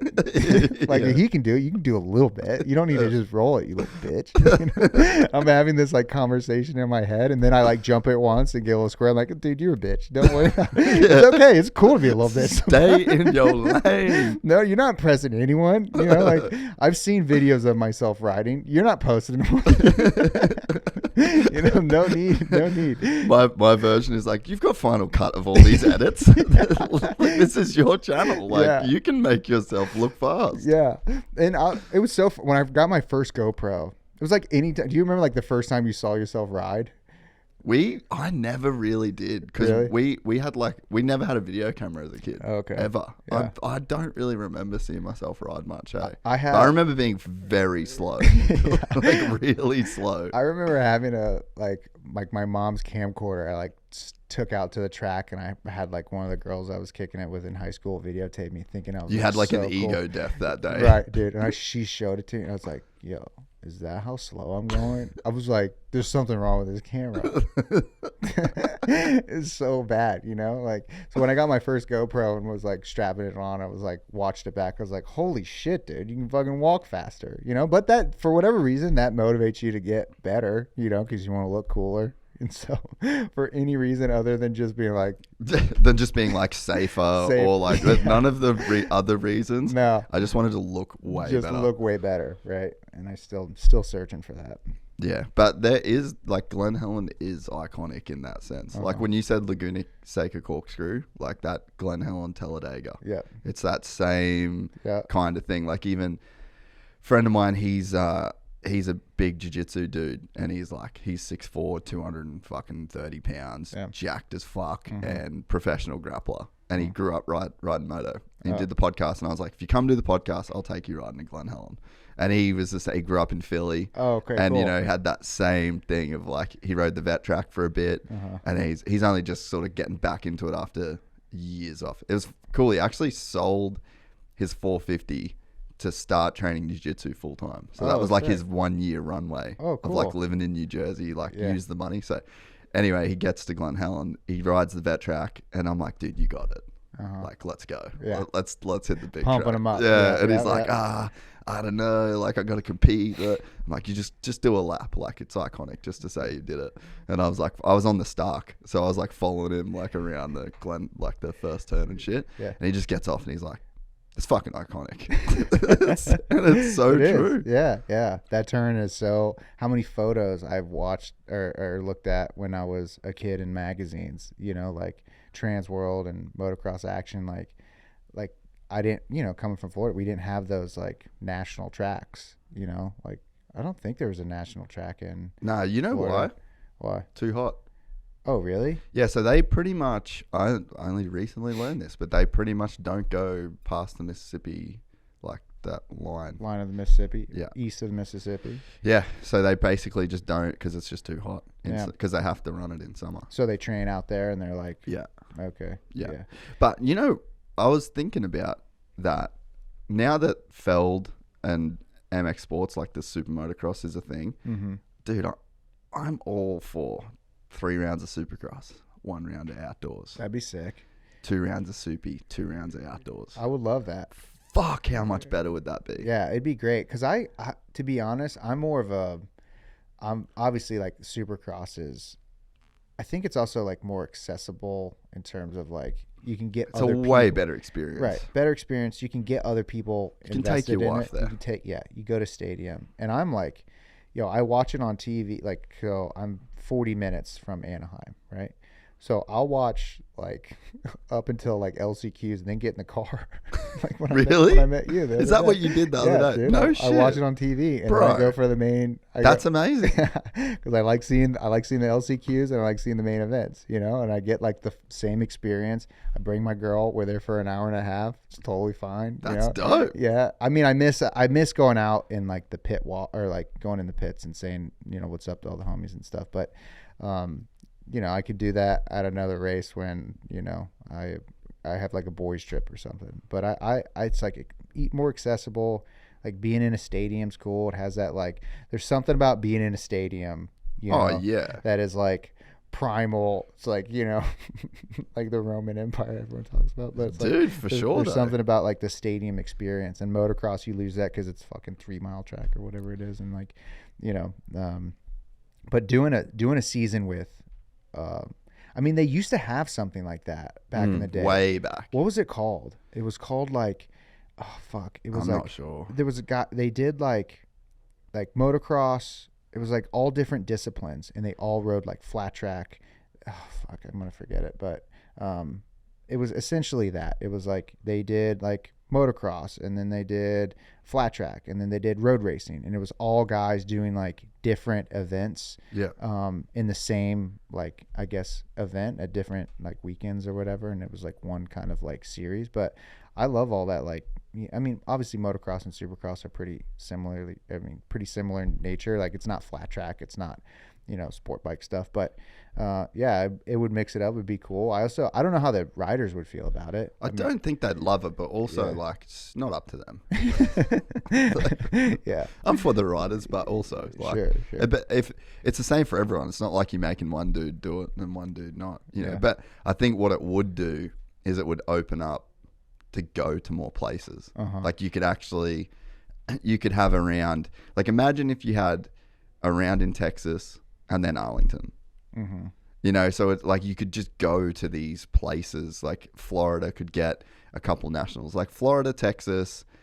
I mean, it's hard to say because motorcycles are big everywhere. But like, dude, Texas for sure is insane for motocross and supercross. Like I couldn't believe the fan turnout there this past weekend. But it'd be sick to just be able to like bounce around, and you'd never get sick of the supercross series. Right. Because it was kind of like stretched out and you kind of had these breaks between it, because by the time you get past Daytona it sort of starts to fizzle. It has in years past. This year might be different, but yeah, I just think it'd be sick. You could go to like all these different demos and different tracks that you've kind of never been to before. Well, I forgot. Daytona is the one Florida track, so they so they still run Daytona. But when is Daytona? It's this weekend, actually. It's this weekend, right? Yeah. So I guess it's pre-summer. Yeah. So it's not. That's why they basically in the US for Supercross they kind of go wherever. Yeah. Like because of the whole winter thing. Right. But no motocross in Florida. I mean, I used to run. What was it? Gatorback. Did you ever ride out there? No, I actually was supposed to be there today. Really? Yeah. For that new Triumph 250. Oh, they're testing out there? Yeah. Gatorback's sick. I know. I'm kind of like had FOMO, but I made the right choice. Oh, with me? You sure? Yes. Nah, I mean, it's just one of those things. You can't do everything. You can't do everything. No, yeah. you have to say no to cool shit, unfortunately, sometimes. Sure. You would feel that a lot. Yeah, all the time. I mean, fuck, dude. We've been trying to get this thing. I felt so bad last time. I was like, dude, I have to go to Vegas and do this shoot. It's always last minute. People don't understand. When you said that you had to drive from LA to do this and then drive to Vegas, I was like, let's not. Because if I was in your position, I would not want to do that. I was all for it because I was like, I know you were down. I'm fucking down to do this. We've been talking about doing this for a minute. why you want me here, I don't know. It's been fun. It's been great. Yeah. I mean, I feel like part of I mean, I guess we linked up over, you'd seen some donut videos. Is that? I was thinking about it when I was coming here today. I'm like, we've been talking for so long, but I kind of don't remember how or why we started talking. I don't remember either. I bet my brother saw you in Austin at MotoGP, but we'd already been talking before that. Right. But then when he come back from that, he's like, bro, fucking Jeremiah is the sickest cunt. And I was like, oh yeah, cool. Okay, that's good to know. Yeah, we had a good time. I that's when I was kicking it with the Red Bull guys. Yeah. That's right. Yeah, we're trying to do some stuff with them over at Donut, and like it's such a weird world being in like the YouTube space, because like I'm like in the car world, I'm known as like the motorcycle car guy, and in the motorcycle world, I'm known as like the car guy who likes motorcycles. But really, it's all like, I just like shit that goes fast, you know. And then whoever I get to talk to about that and wants to listen to me, like, yeah, let's go. Let's go. Yeah. Otherwise, I'm just making videos about dynoing horses, you know. Like they got to like reel me back in. I get a little too wild. So I want to talk about engineering stuff, but maybe after. We'll just go into the donut stuff. Like, how did you get into that YouTube world? Because I was thinking, when you were talking about bikes, and this whole time, I'm like, it's very similar to how I grew up. Just obsessed, reading all the magazines, loved it. Like and then I gravitated towards content. Yeah. Because I think, at least for me, like the more I think about it, I'm like, I think content back then was like my only link to the life I wanted to live. Sure. Which is kind of strange to say, but we lived in a tiny town, in a tiny suburb with nothing. Yeah. Like there was just nothing around. No one left the town. 3 generations had lived in this town, you know? So it's like the outside world was just content, basically. Right. And I was just thinking, I'm like, I wondered why. Like, it makes sense you went into content the way that you did, but like, did you want to work in bikes, or like why did you, I guess you just went to college instead of I mean bikes like full time? Yeah, I mean, so I came from a like my dad was worked for a defense company, was a technical guy out there, so I always like, you kind of do what your dad does until you figure out like, oh, I don't want to do that. I just went through 4 years of college and 2 years of graduate school, to figure out I didn't want to do that. But it was like, you learn a lot. You learn a ton. So yeah, I got a degree in mechanical engineering. Thought I wanted to be an engineer. Did a lot of like 3D design in the aerospace industry and stuff. Went to graduate school, got a master's in biomedical engineering, and then I was like, wanted to go to med school, and I was like, fuck, man, like I've always wanted to do like. To do like acting and comedy. Like I've been like class clown, goofy guy, would shoot like Jackass style skits and like bits with my buddies, and like, just handy cam, like worst videos ever. But that's what I like grew up doing, like to kill time, and like just loved entertaining family and friends. Right. And so I'd always thought like, I wonder if I could make a living doing that. And I was like, the fear of regret really motivated me to get the fuck out of my town. Cause I was like, I can't stay here and like be that guy who stayed in his hometown. Not that there's anything bad with it, but for me, I was just like, I got to go figure out me. I got to go make sure like I could go be independent, you know, cause I'm like real tight with my family, mama's boy, got to make sure I can like leave the nest and go be my own man. Right. So I was like, well, why, when you have this degree, you got to go work. Why don't you go to a place where you can like pursue this other passion of yours, which is like making people laugh, right? So I found a job in LA, flew out here, started taking like comedy classes, acting classes, stuff like that. Did that pretty much for like, so I was full-time associate director of research at this stem cell engineering company, like building up this huge program that ran clinical trials. Doing that from 9 to 5, 9 to 6. And then every night I was doing some form of comedy or some sort of class or whatever. And I did that for like 3 years straight, like nonstop. Like wasn't interested in girls, wasn't interested in partying, wasn't interested in drugs, none of that. I was just like, yo, you're getting a late start. I was 25. And in my mind, I was like, yo, you're behind, dog. Like you got to get going. if you want to like do something in this field. So full time was doing that. And like during that process, I was also like, I learned luckily early on, like you got to make your own content. You have to. Like no one in LA is going to give a nobody a job and put their like reputation on the line because you want it. So you got to go make your own stuff. Right. So I learned how to film. Like I learned like I bought a camera and learned like photography, learned lighting, learned composition, learned editing, color correcting, all that stuff, like self-taught to then once I got the like photography side of things down, then just like videos, just moving pictures. Right. So now got to learn how to edit, got to learn how to do all this other things that I can like put out there in the world that show like, hey, I know what I'm kind of doing. And so like eventually I was doing so much of that, like it came to the point when Donut was looking for new content creators. It was like, yo, I'm a perfect fit. Like, because I have like mechanical knowledge, right? Because I like bikes, like cars, know how to work on them.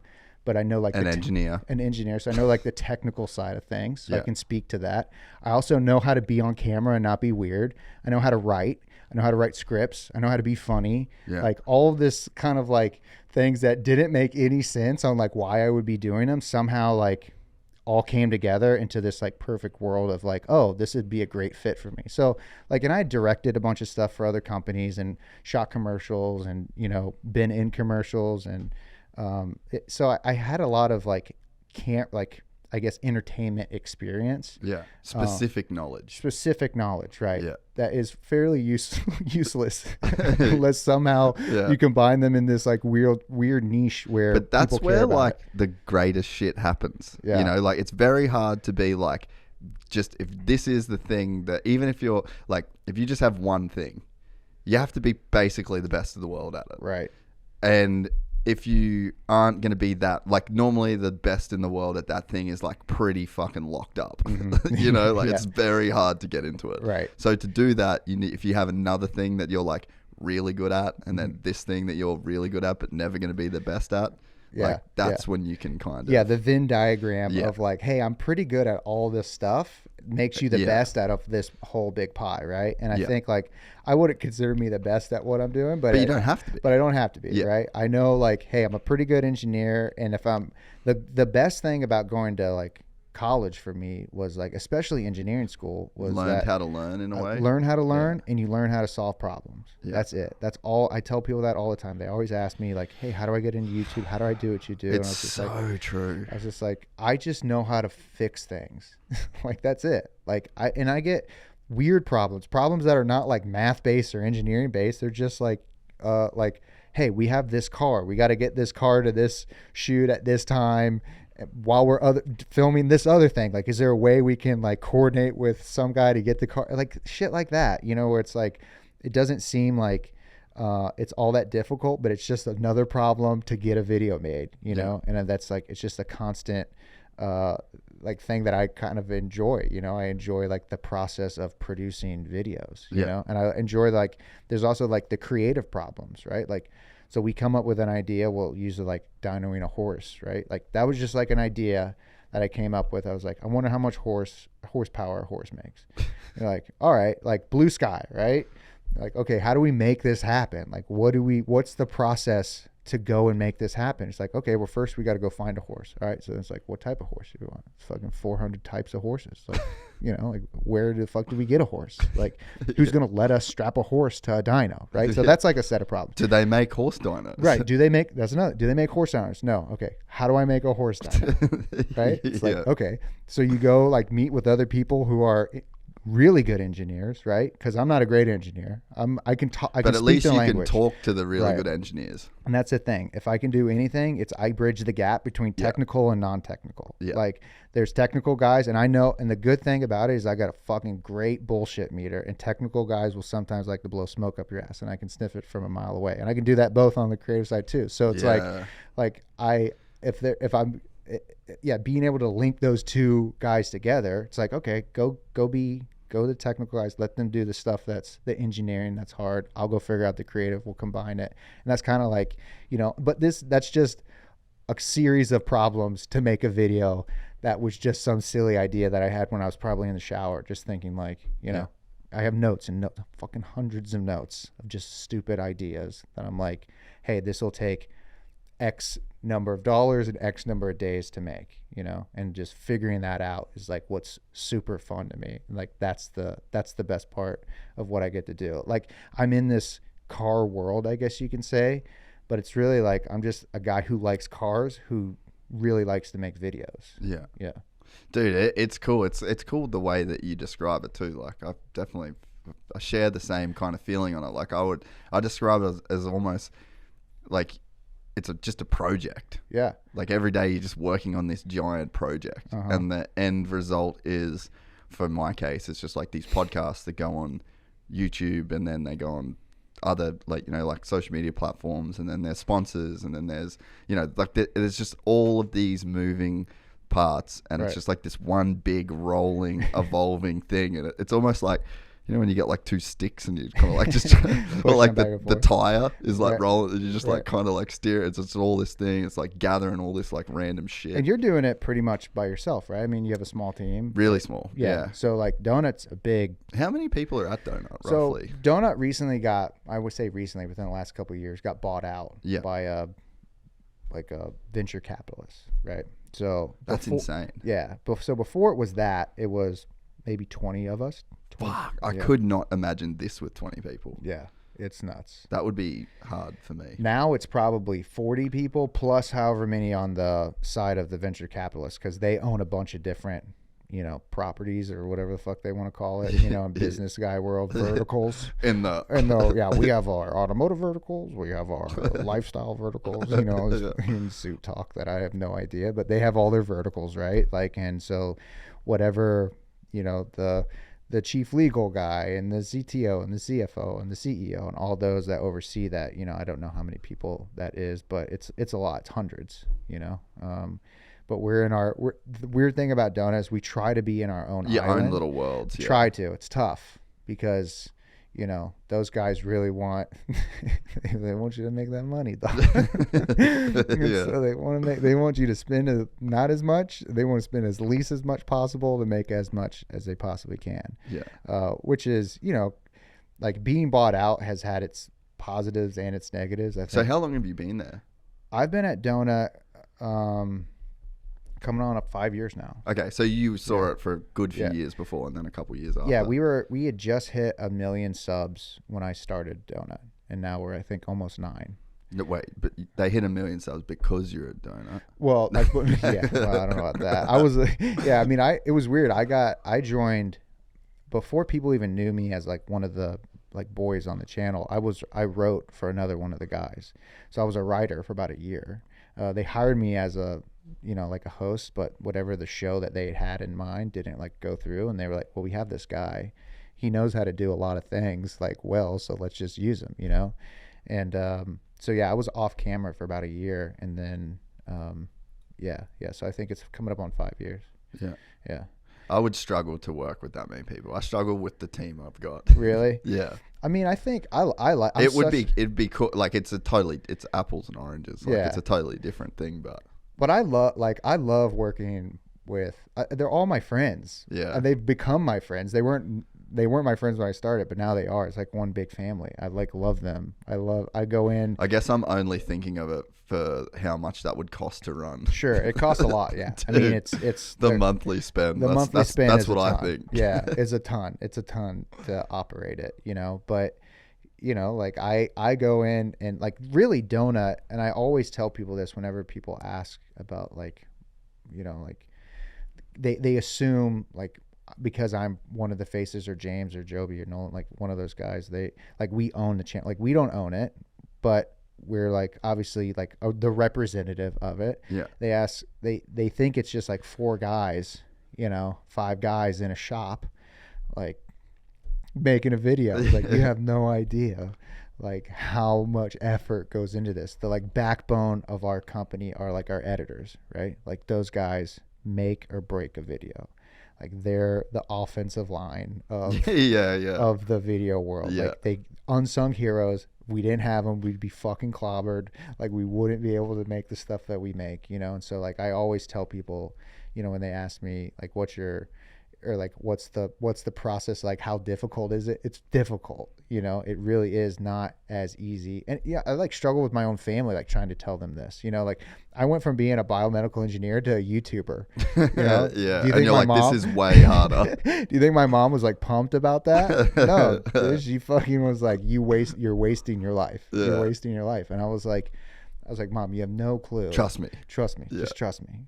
Please trust me. I promise you it's going to be good. And now like people will come up to me, little kids and shit, and they'll be all like, I love you. You're my favorite. Like, which is very kind. They don't have to lie to me like that, but it's very kind. And like, you know, like I'm somehow worked my way into this like position of being able to influence people to want to go get into like the auto world or whatever, which is like a great feeling. Yeah. But my mom didn't understand that. She doesn't understand, like she didn't at first, like the complexities of a media company and making content. Yeah.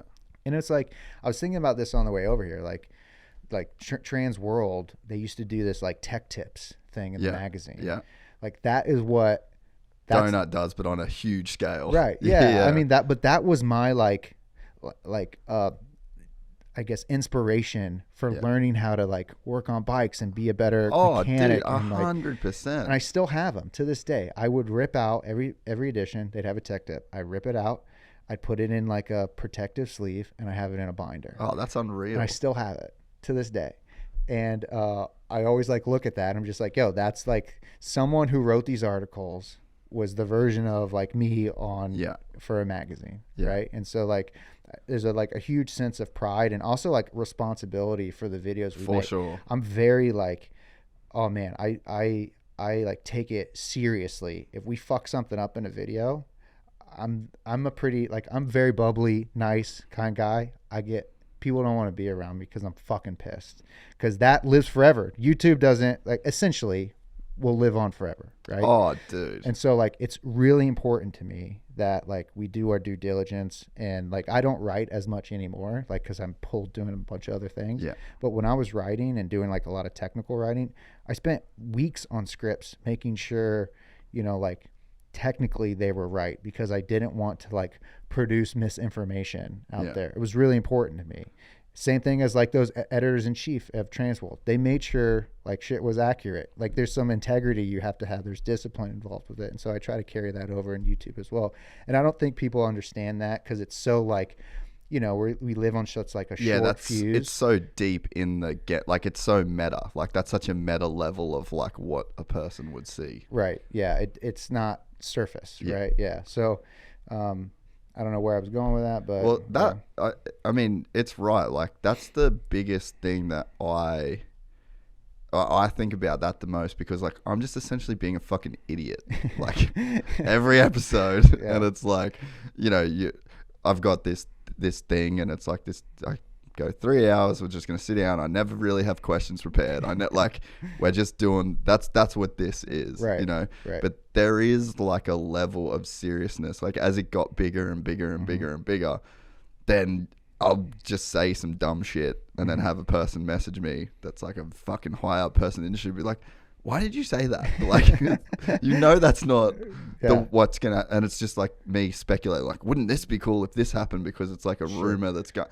and it's like, you can't say that because and you go, fuck, okay, like, fair enough. But then also it's like, you know, you can have, it's like it's a documentation of like a person, you know, like I'll die one day, you'll die one day, and it's like you can still watch the fucking video, and it's like you're giving people a window of like, they're seeing like who you actually are in this. Like you're in here for 3 hours. Right. It's not scripted questions that you prepared for that are like your best thought out. Like it's just, this is just like what you look like as a real person sitting down having a conversation. And like the fact that just lives forever, that weighs on me a bit more now than it used to. Sure. Yeah. Well, because now you see with your success that there's value to what you do. Yeah. Right. And like, it means something to people, and it means something for the person that's involved. Right. Yeah. It's I try to always think about like everything that we put out has to be, you know, like the tenets of like my philosophy in producing content is like, you have to you got to entertain people, right? You got to educate them, and you got to inspire them. And those are like the three things that you try to do in every video. Like, can you make them laugh? Can you make them like have something where they can like, they're kicking it with the boys in the shop and they now know like a little stat about something, right?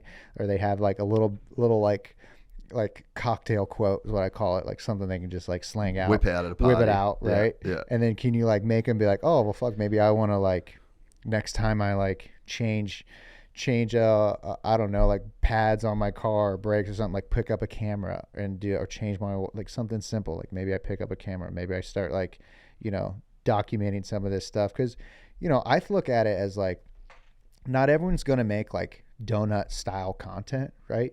But that doesn't mean that they shouldn't go make content for themselves. Because I would like, if my dad had like been my age and like picked up a phone, and if they had it, right, and documented like just like every normal day shit that he did, I would watch it in a heartbeat. It would be fascinating to me, right? Because you're seeing a part of like someone you love that you didn't have, right? And so like if I have kids, they might listen to this, they might see me, they might, and even if they do, I guess necessarily like see me on Donut, like that's, it's not a version of me. Yeah. I'm more real right now with you than I am on, Donut. But it's like a different product.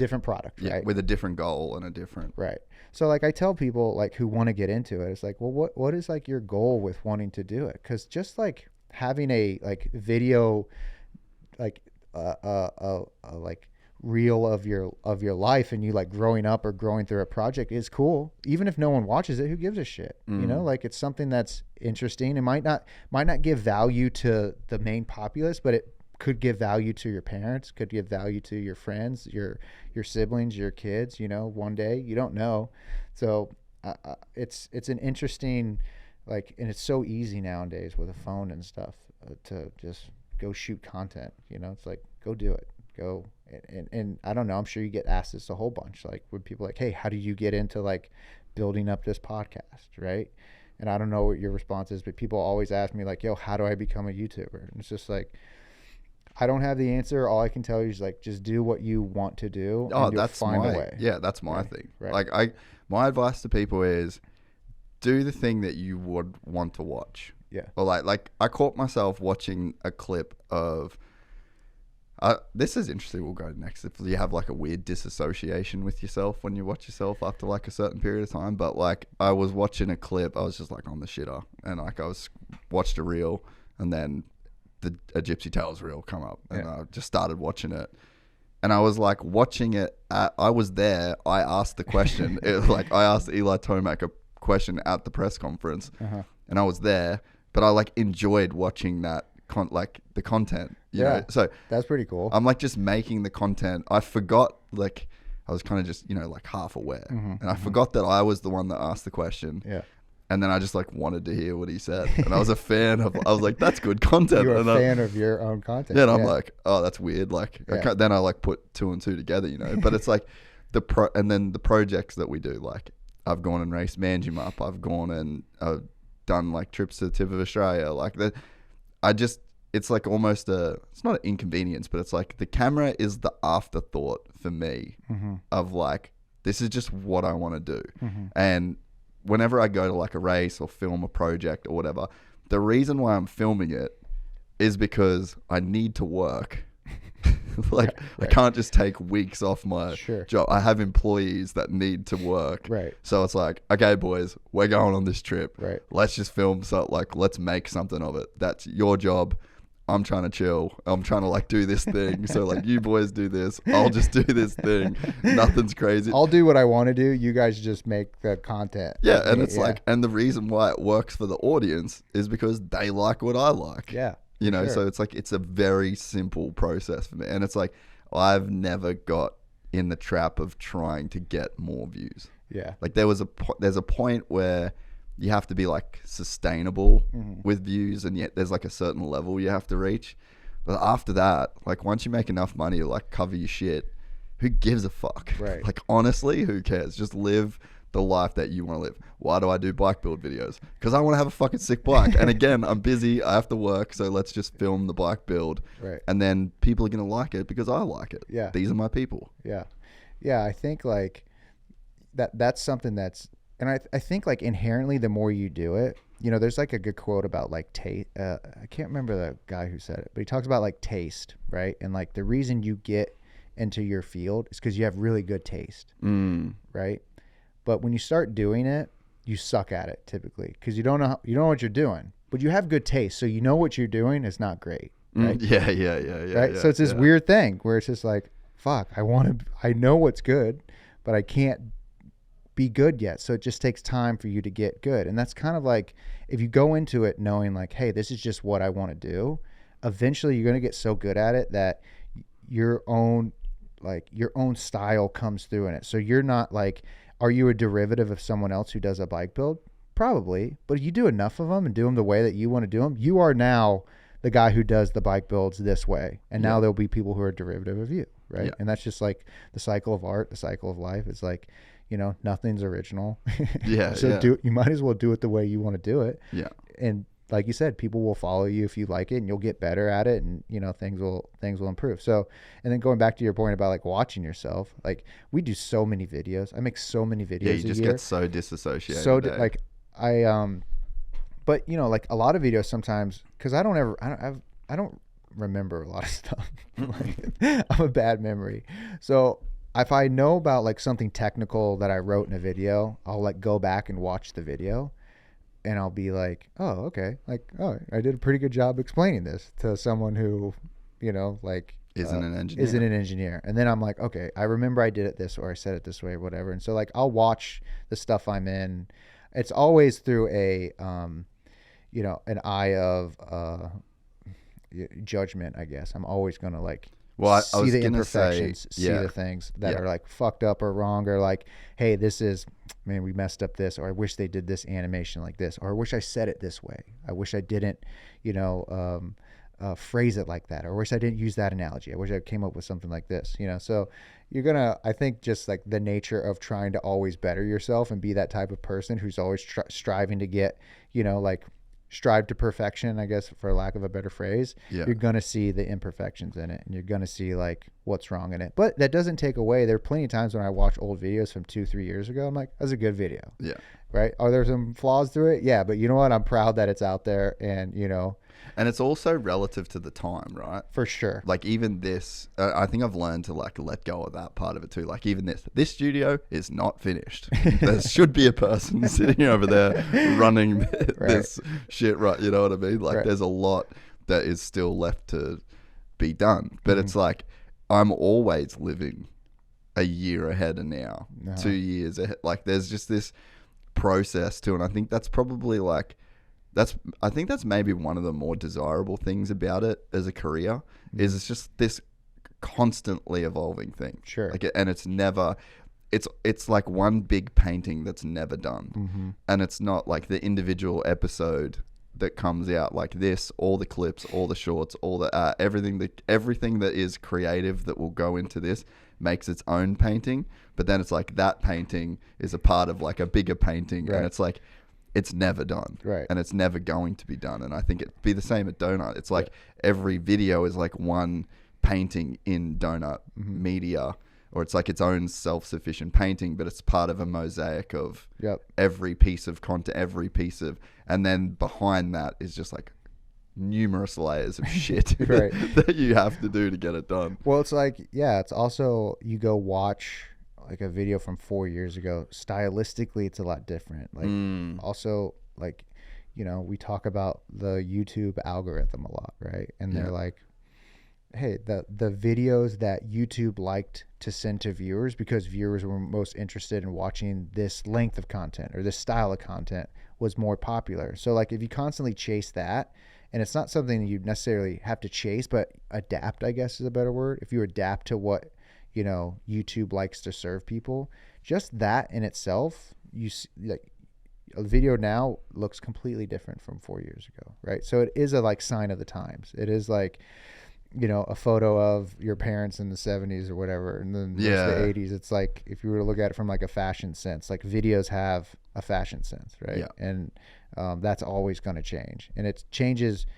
Like you never know when it's kind of, you don't know. You have no idea, because viewers dictate what it's a causes weird it. symbiotic relationship. Right. It's like what the creators are doing, and then you get what the audience wants, and then they kind of like do their own weird dance, you know, like the whole beastification thing. Like Mr. Beast came along, he created a new style of content, audiences loved it, people started adapting. So it was like creator, audience, like it's a constant dance. Yeah. And it's like, you don't necessarily, you know, unless you're the guy who's on the ground floor, like being the Mr. Beast and creating a new style and taking that risk and chance, like you're gonna adapt to it, right? And like Donut's been, you know, guilty of that, of like beastifying videos, and we've had success with it and we've had failures in it, you know. And it's like eventually you get to a point where it's just like, you know, I mean, now it's a little bit harder because we're not as independent as we were, but if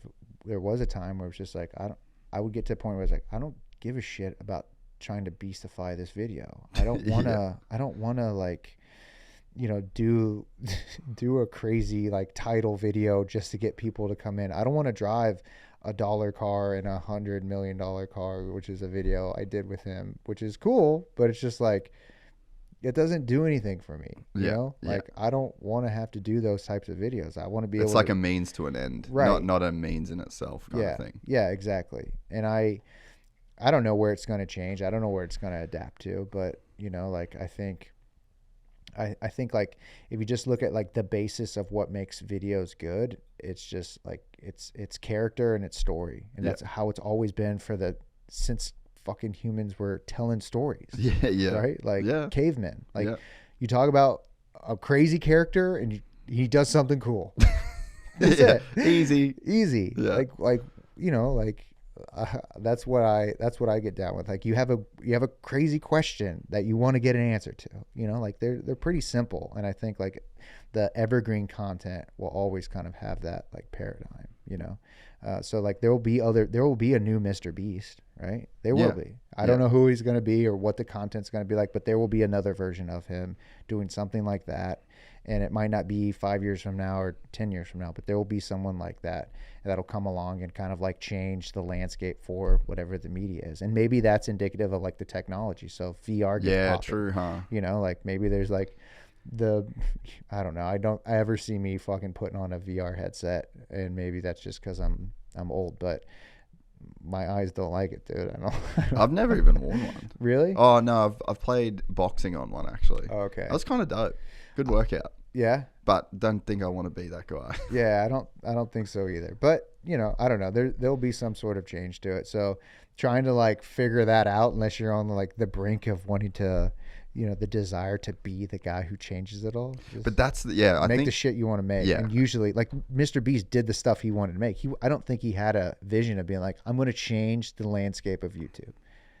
There's no way he went into that thinking he would do that, right? Yeah. He just was like, I like making these sorts of videos. Yeah, I just want to make content people want to watch, basically. That's it. And then like he's good at being able like, oh, this works. Like analytically being taking what worked, what didn't, and then trying shit and taking risk, you know, and then that is what turned him into who he is. So do you get fully into the analytics sort of side of it? You do like it? Yeah, the nerd in me, like, I love it. I love like analyzing, figuring out what, you know, what runtime or like what points in the video like spiked people's, you know, interest, and seeing like, hey, can we implement that to the next video and see if it also works? Yeah, I love like click-through rate, what thumbnails we're doing, what titles we want. I love that whole process. Like that, when I talk about like, when people are like wanting to be a YouTuber, they see it as like... I think you have to like that part of the process. I think you do too. Yeah. I think you have to have some sort of interest in... Because it's like, it's almost like a gamble. It's almost like... it's a slot machine. It's a slot machine. Yeah. It's a version of like... It's a slot machine you kind of have influence over. Sure. So it's like, here's the thing that I start, like at top funnel. Like, this is the video I want to make. Yeah. I want to make this video, right? Then once you make the video, then it's like, all right, crack the fingers. Like, all right, let's see if we can fuck this up. All right, let's see if we can make a bomb ass thumb. You know, and we all like, you know, like Let's make this bitch come. yeah. Just a bunch of dudes in a phone office. Just that's our mantra. Let's make this. So like, I think like we always start with like, yo, good idea, good premise, good title, good thumbnail, right? And then like good first 10 seconds of a video. You nail those three things, or like really it's title, thumbnail, first 10 seconds. Really it's first like 5 seconds, but if you can do those three things, then you're good. So it's like you make a bomb ass video that's like got a good premise. Now you attach a title to it that's really good. You get a thumbnail where people are scrolling like, oh shit, I got to click on this, right? Like that whole like, it's almost like a form of like mind reading. It's like manipulation. Yeah, in a sense. like you're trying to. Yeah, I don't know. Manipulation is probably the wrong word. It's probably the easiest word that comes to mind. But it is. It's like market manipulation, though, in a sense, right? Yeah, you're trying to like create demand for your product, right? And your product, and the thing is like I know my product's good. Yeah. So I'm not worried about like giving someone something bad. I just got to get them to watch it. But you can have a great product that's wrapped up in totally fucked just a brown paper bag. Totally. And it's like there's a fucking $1,000 in there, and you probably think it's a dog turd. Right? Yeah, 100%. We've done that a million times. Yeah, and that's just how it goes, you know. And then like you learn, and you're gonna learn more from those than you will the successes. And I think that's what made Mr.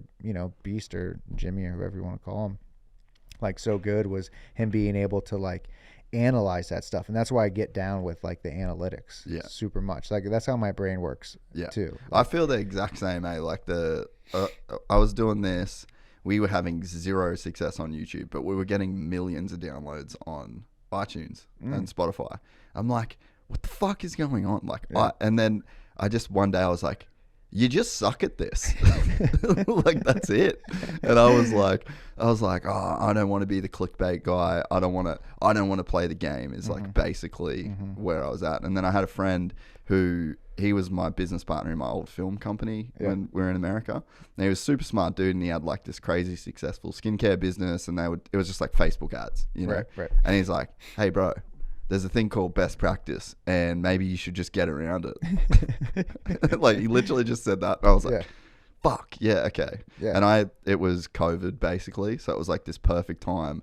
You couldn't really do much. And I was just doing bulk shows, and I was literally just like, it's kind of how you said you're doing the comedy thing for you just had those 3 years of, you know, going into yourself and like getting the skills. Right. Basically did that for YouTube for 2 years and like just figured it out. And it's like, it really, like, if you do best practice and you have good content, you'll figure it do out. well. Yeah, you'll do well. And you will do as well as the people like your shit. Right. But, like, it just is what it is, you know? Right. I mean, I think like if you have a active if you are active in trying to make yourself successful, you'll pick up on the things that work. Because there's one thing to just do it. You know, tons of people put out really good content with shit titles and thumbs, and they do it all the time. And they're just like, why are you doing that? This thing could be cracking off. Like, come hire me. I'll consult for you, and we'll get this shit whipped right in. That's what I say to my editors. I'm just like, hey, this should be fucking dope. Like, you don't have any excuses for this to be right. Like, we're doing all the right thing. If this doesn't go, like, if we have a podcast that doesn't do well, I'm like, hey boys, like, this is your fault. They're like, coming down on the editors. Yeah, but I get what you're saying. But in a way, like, there's like boxes to tick. You know what I mean? And it's like, if you tick the boxes, and it just takes like you have to be pretty obsessive about the boxes though, that's and right. not forget that those boxes are there. Right. And you have to, and I think the thing that, going back to Mr. Beast, is that he has like zero tolerance for things that don't tick. If you don't tick the boxes, he's done. You know how many videos that guy's done where he spent tens of thousands, hundreds of thousands of dollars? Like, I've talked with him about it. Like, hey, we made this video about this. We probably spent $100,000. I didn't like how it ended up, so we tossed it. Never to be seen. Had a sponsor attached to it. Had a bunch of money tied up in it. And would have probably made hundreds of thousands of dollars off it if he posted it. Probably would have done great. But to him, he's like, nope, doesn't meet the standard that I want. So he has discipline in that. you know? And I think like, which you really have to. You gotta like, and that is such a thing that is like, now when you're learning, whatever, right? You're learning. Like you don't necessarily always have to have that fine tooth comb, but once you get to a point to where you found your voice, you found whatever you have, you draw a line in the sand and be like, hey, this is it. Like if it doesn't meet this, I don't care what's attached to it. I don't care if God himself is sponsoring this episode. You don't fucking put it out, you know? And that takes a ton of discipline. It takes a ton of integrity, and not a lot of people are willing to do that because money's attached to it, right? Like if this episode isn't good up to your standards, I wouldn't feel bad if you're like, hey, I couldn't. Oh, we're just riding this 3 hours out. Like it is fucked. That's totally fine. And I'd be like, I don't think I've ever not put out an episode. Oh, really? My only criteria for an episode going out is the guest having a good time. Okay. I think the rest of it is like, there's so much shit that you can pull out of it. You know, like we're doing 3 hours. Like we're dialed here. Yeah. But it's funny, like we're talking about content, right? This applies to everything. It does. Like this is just the success mindset that you have to have. And like, I fucking drill this into my boys, you know, like, and I think that's as an employer or as like a team leader, there's like this very fine line you have to walk of like maintaining those standards and also like giving people room to like make mistakes and grow. But like the one thing that you cannot do is just be lazy. Sure. Like that line in the sand just has to stay so fucking rigid. Like we had a clip the other day. So our thing, this is kind of meta YouTube for people, like if you're listening, but we had a video that went out with Brian Lopes, all-time mountain bike legend, fucking G, right? But we're not a mountain bike podcast to YouTube anyway. So it's like fucking November, December, we probably had the best mountain bike podcast on planet Earth. We wouldn't have got that in downloads though. We had like Brandon Semenuk, Cam Zink, Kyle Strait, Brian Lopes, Nico Mullally, Tiny C, like fucking unreal. But that's not our shit. Right. Like, so we post it to our YouTube where it's very moto, very supercross in terms of like that algorithm. And I said to the boys, okay, every episode our SEO needs to be on point. And then so we put up this clip and I'm like, okay, this is a good clip. It's a relevant topic. This is like the guys are great at like picking the content essentially, right? Sure. And then it's like we got 99% of the way there. The SEO ranked it 0. So I'm like, and then the clip was like it just was doing shit. And then they're like, well, you know, it's a mountain bike. It's not our. It's like, okay, not cool. If the SEO is at 100 and all the boxes are ticked and it tanks, happy days. Sure. I'm happy. I love this podcast. Right. Like that's a fucking great guest. We had fun. It's not about the money. Right. Right. But it's like, hey, the fucking boxes aren't ticked, boys. So now you can't say that. Right. And it's like, so then I manually went in. I got the SEO to 100. I did the whole thing, literally as good as you could do it. Yeah. And that clip just went, yeah. Because it was good fucking content. Sure. But it was 99% done. Right. And it's like, I think I have this like general philosophy in life. It's like so many people want to do the last 1%. Without doing the 99. Yeah. Or they'll do the 99 and not do the 1. Yeah. And it's like, you got to do 100. In your fucking life, right? You got to do 100. Right. And that's a good point to make about, it's not just content. It's this is literally life. It's literally life. Yeah. And I think like we learned early on with like, we'd spend so much time writing, editing, shooting this video, and then put a shitty thumbnail out with a shitty title. And it's just like, you can't do that. That's that last 1%. It's 1% that accounts from a weighted average. That beats the 99. That beats the 99, right? Like, so it's like super important to have that and to instill that in your guys and in your team. And I think like you talk about like being able to make mistakes. Like that was one of the things with Donut that was, you know, during COVID, we had a video a day. We did Donut every day, right? We had Monday was show called Up to Speed. Tuesday was Bumper to Bumper, which was my show.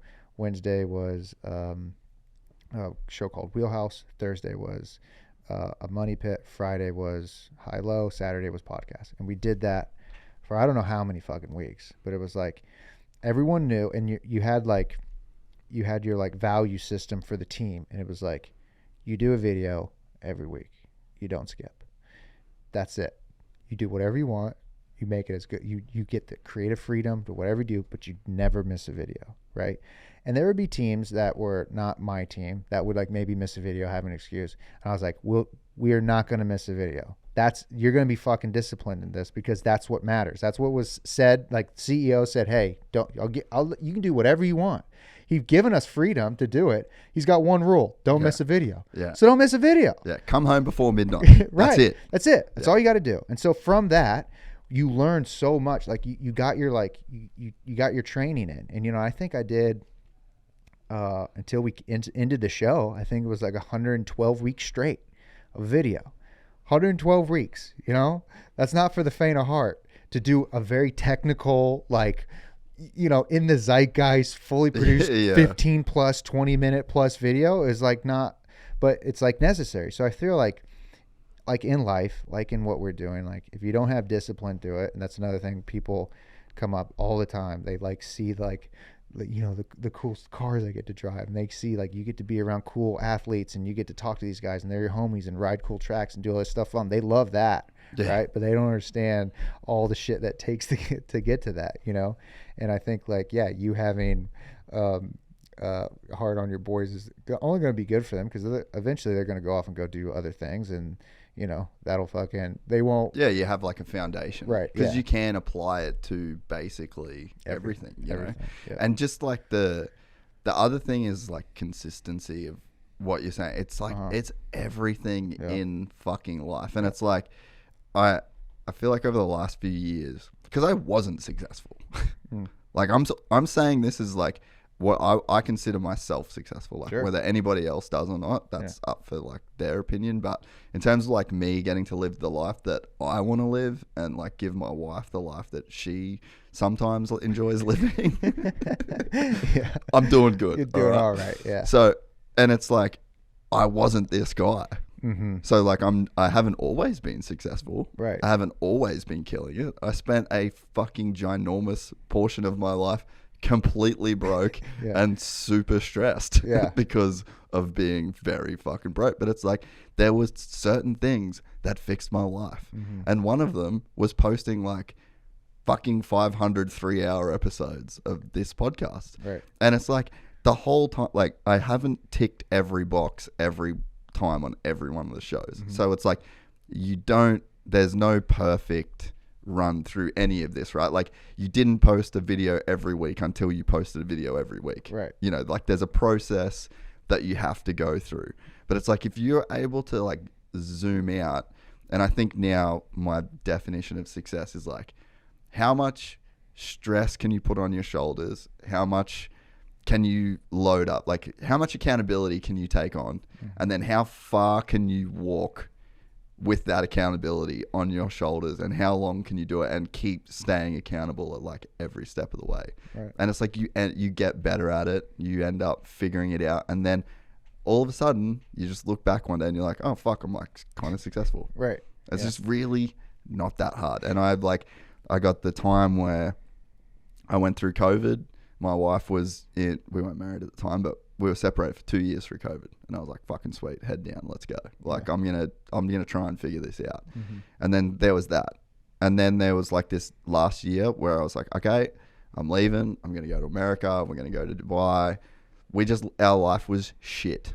Even though I was quote unquote successful. Mm-hmm. But it's like we had to sacrifice and we had to suffer, and I had to like stay accountable the whole time.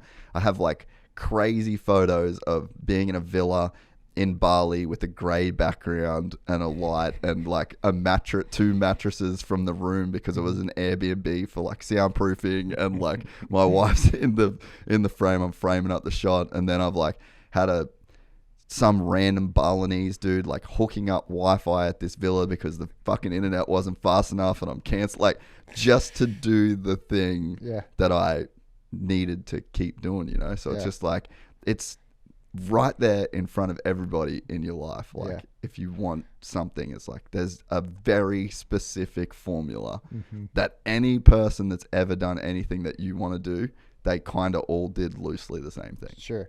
Your next adventure should be writing the self-help book. get that out there. Yeah. The Gypsy, how to be a... Will you write the foreword? Sure, I would love to. Yeah. When I first went on Gypsy's podcast, or I wasn't sure who the fuck this guy was. I'm writing it right now. Yeah. I wasn't sure if he even shared the same values as me. But you know what? We like motocross bikes. And YouTube analytics. So, anyways, read this book later. That would be it. Peace. It's good. Peace that. You can even just use that and then just sign my name. Just sign it. It's okay. I'm halfway there. Have you ever thought about writing a book?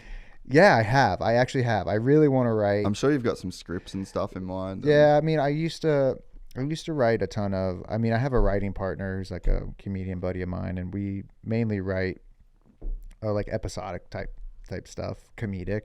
But I've always, like, with working at Donut, when I started like going out and doing live events, we don't do a ton of live events, but when I go out there, there's always like a younger population of kids who come up and who are just like, you know, they're like stoked. Like, you're the reason I like wanted to be an engineer or a mechanic or get into like trade school or whatever. And it's just like, oh, it'd be cool to like tap into like the younger generation with some sort of like kids book or something like that. So not, and I always like think about, you know, like if you can impact the world just a little bit better, don't be a shithead, you know, like, and get some kid inspired to go be a like working member of society and give back to his community, you know, by being not someone on the street or like, you know, like who has a job, who's putting money out there, who's spending money, who's making money. Like, dude, that's great. That's like forms a better world. So I think like that starts early on, and like, you know, having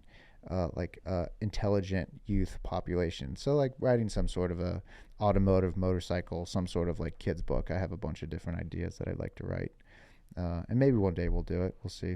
Yeah, but I suppose for now it's pretty tapped with what you're doing. Yeah, I mean, yeah, I got a lot of stuff on the books, so it's like on the back burner. But something over the next couple of years that I'm going to do for sure. I'm going to just be like, it's going to be that thing where it's just like, all right, every day I'm writing a page of this book, and then I'll do that until I have a book, you know. And it's just like, that's how shit gets done, like you said. So I'll get to a point to where I'll have enough guilt at my laziness of not doing it to just get myself motivated to do it. Yeah, but I bet, like we said before, you're probably in this crazy point right now in your life where you already have to say no to the coolest shit. Yeah, we get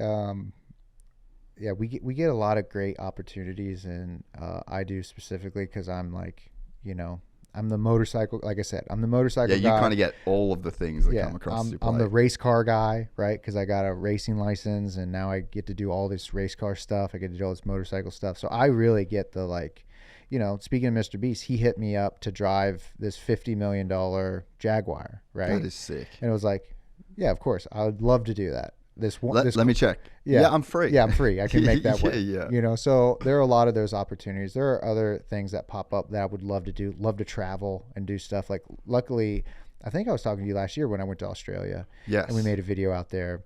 And, you know, like, we get asked to go to different countries all the time now. Like, people from the like government will reach out and be like, hey, you want to come like to this town, and, you know, we'll support you, and you can talk about the car culture and come in, you know, because it brings more exposure to that town, and I guess they find there's value in that. And so we get a lot of those opportunities. We just can't do, because it's like there's only a certain number of hosts, you know, that are the face of this channel, and we make videos that require us to be here. You know, like we build cars and build shit, and like LA is our hub for doing that type of work. So, you know, we got to pass up on it.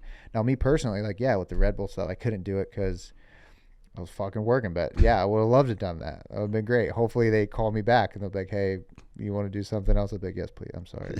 Yeah, so, please. Please. I'm sorry. I was doing the dyno thing with the horses. It was silly of me. But that video cracked off, so I was pretty happy about that. I still haven't watched it. I need to. Hey, I'm going to piss, and then we'll return and continue. Okay, cool. Yeah, it was like really hard for like where we live on the Gold Coast. Have you been to the Gold Coast in Oz? Yeah, I went to so one of our boys who works at Donut, his parents are from the Gold Coast. Oh, okay. So we flew out there Fuck, what town is that? Coolangatta, is that where you would have flown into, or I don't know. Fuck, was it the Gold Coast? Yeah. heaps of beaches? Heaps of beaches. Yeah, he had a house on the beach, which is kind of wild. Yeah. His dad's like a real big surfer. So let's see if I took any photos over here. I don't think I did. Oh, yeah, I did. Here we go. Gold Coast. Yeah. Let's see here. Palm Beach. Yeah. Yeah. I live literally the next beach over, Oh, or okay. like when I'm in Australia. Yeah. But yeah, we had to find somewhere comparable. Yeah. It's so fucking nice. Yeah. My wife is just not. She was like, no, this No. is not going to do. Where were you originally? In America, or Yeah, in America. we bounced around from like Murrieta, and then we stayed here for a bit, and then here was good, and then we had friends. They Wes, who was the guy that shot that project that we were going to do, he's like one of my best friends. That's what, when I did the film production stuff, he was like one of the guys. Sick. So him and his wife, they were down here doing they were shooting a Red Bull thing with Prado for Supercross. So they were like, let's say in San Clemente. So then we got a place. We like actually got the back of their house. Like everything's like a duplex there. Yeah. So we're like, oh, you rent the front, we'll rent the back, and then we just haven't left. Oh, sick. Yeah. So Yeah. it's fucking super nice. Yeah, I that's one of the things I miss living in LA. It's like, fuck, man. Like, do you have space? Like, is it? Like, Is it? Yeah. Not massive. Like it's only like a little 2-bedroom. It's like a guest house type of thing. It's got like a yard. We're like close to the beach. Yeah. But yeah, I hate driving places. Yeah, for sure. I love cars. Like that whole not opposed to cars. I just don't want to fucking get in one. Sit in traffic. No. Yeah. Just even Do you drive. like road trips? Yeah. Okay. All right. Yeah. Yeah. I just in my Commuting is Yeah, not in your my deal. daily life. Yeah. Like the idea of not walking to get milk stresses me out. Like if I had to like reverse a car, get on the road, drive to the place to get the milk, and then drive home, that to me, I've fully fucked my life. Okay, if like that's what I have to do. So I'm like I don't know why, I don't know what it is, but I think on the Gold Coast, like we weren't on the beach, but I was like very close to the beach. We were in Burleigh. It's just like the one street kind of town, and you could just walk to do everything. Yeah. You don't feel like cooking, you go eat dinner right there. You feel like cooking, you just walk to the grocery store. Everything's just 400 yards away. Yeah. And I think once you live like that, it's like very hard not to. No, I've never had that. I've always been in a car, go down the block kind of thing. Although, like, from the donut offices, I live 10 minutes, and I bought a house in that area for that reason. Because I was like, I've been commuting, on a motorcycle 45 minutes through traffic, like splitting lanes twice a day. It's sketchy, dude. For an hour and a half is like, that like pulls years off your life. Yeah, and it could potentially just end it. Yeah, it could. Yeah. Best case, you look older. Worst case, you're dead.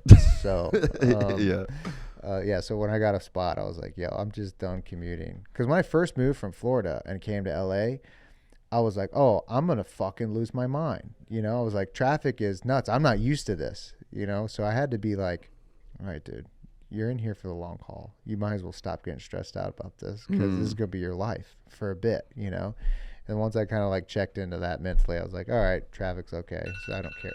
Oh, shit. Sorry about that. Sorry. This is my timer. I'm trying to see what my timer is doing on. Oh, yeah. I'm getting into buying.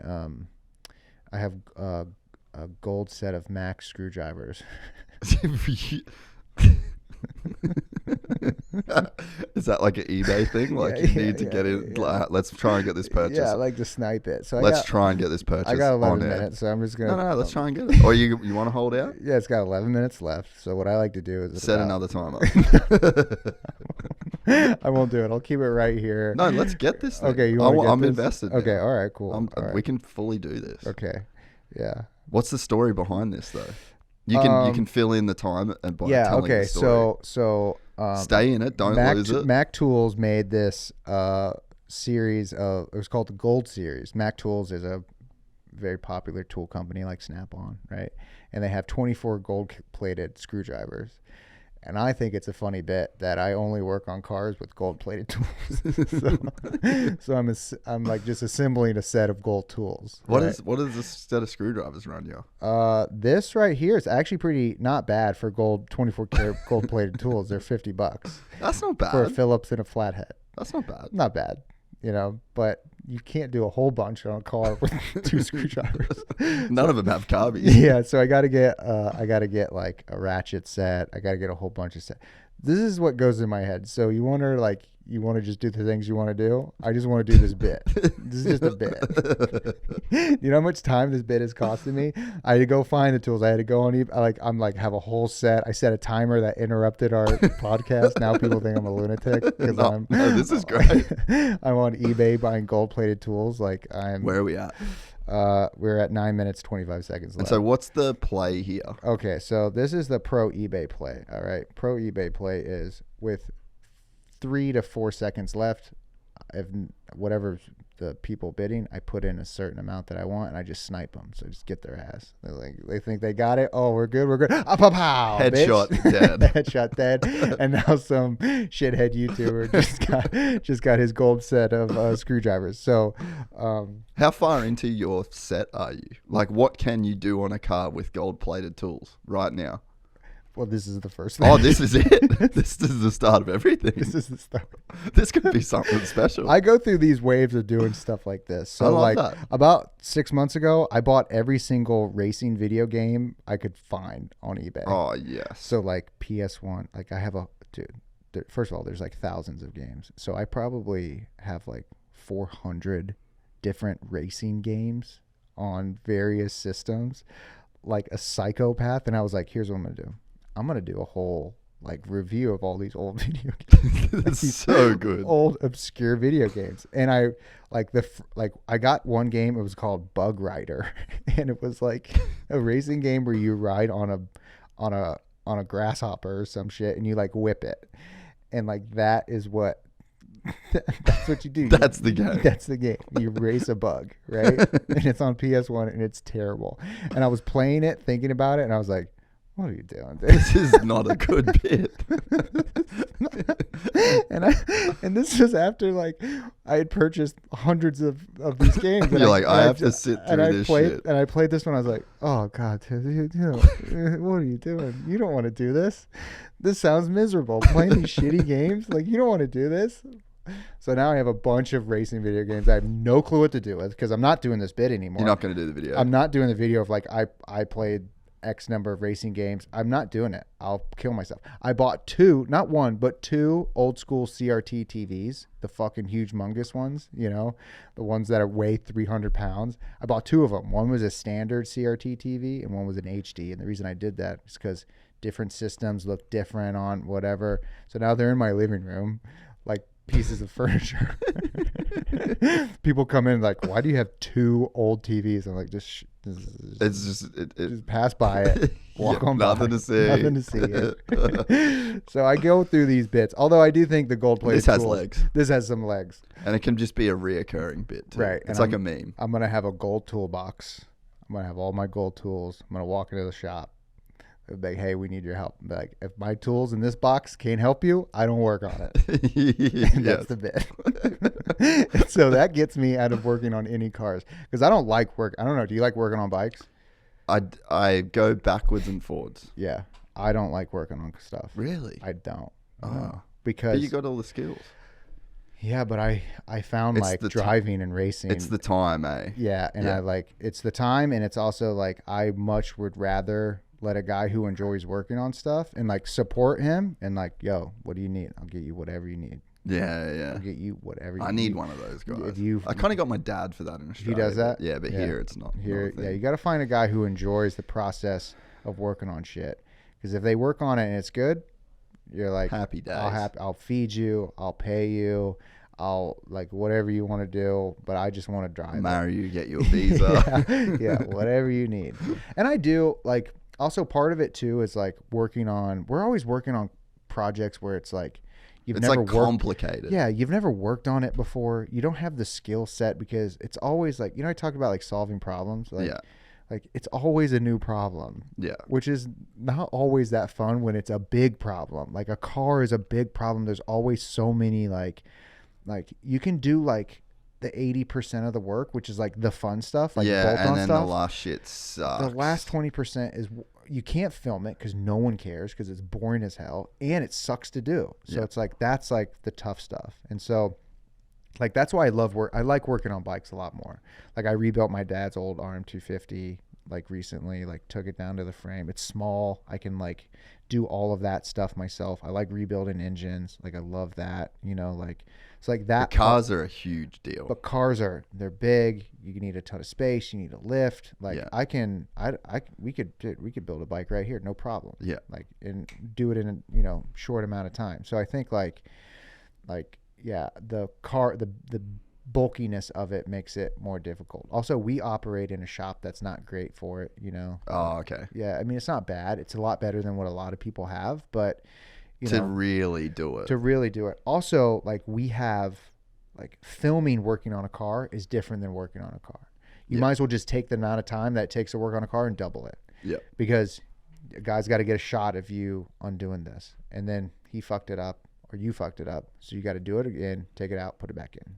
You know, like you can't ever just like flow. Just like smash it, like smash through it because they're filming, you know, and like that's just part of what it is. So like I've now been trained to hate to work on cars because it takes so much fucking time to do it because we got to get the footage of it. Yeah, I'm honestly kind of like in the same boat.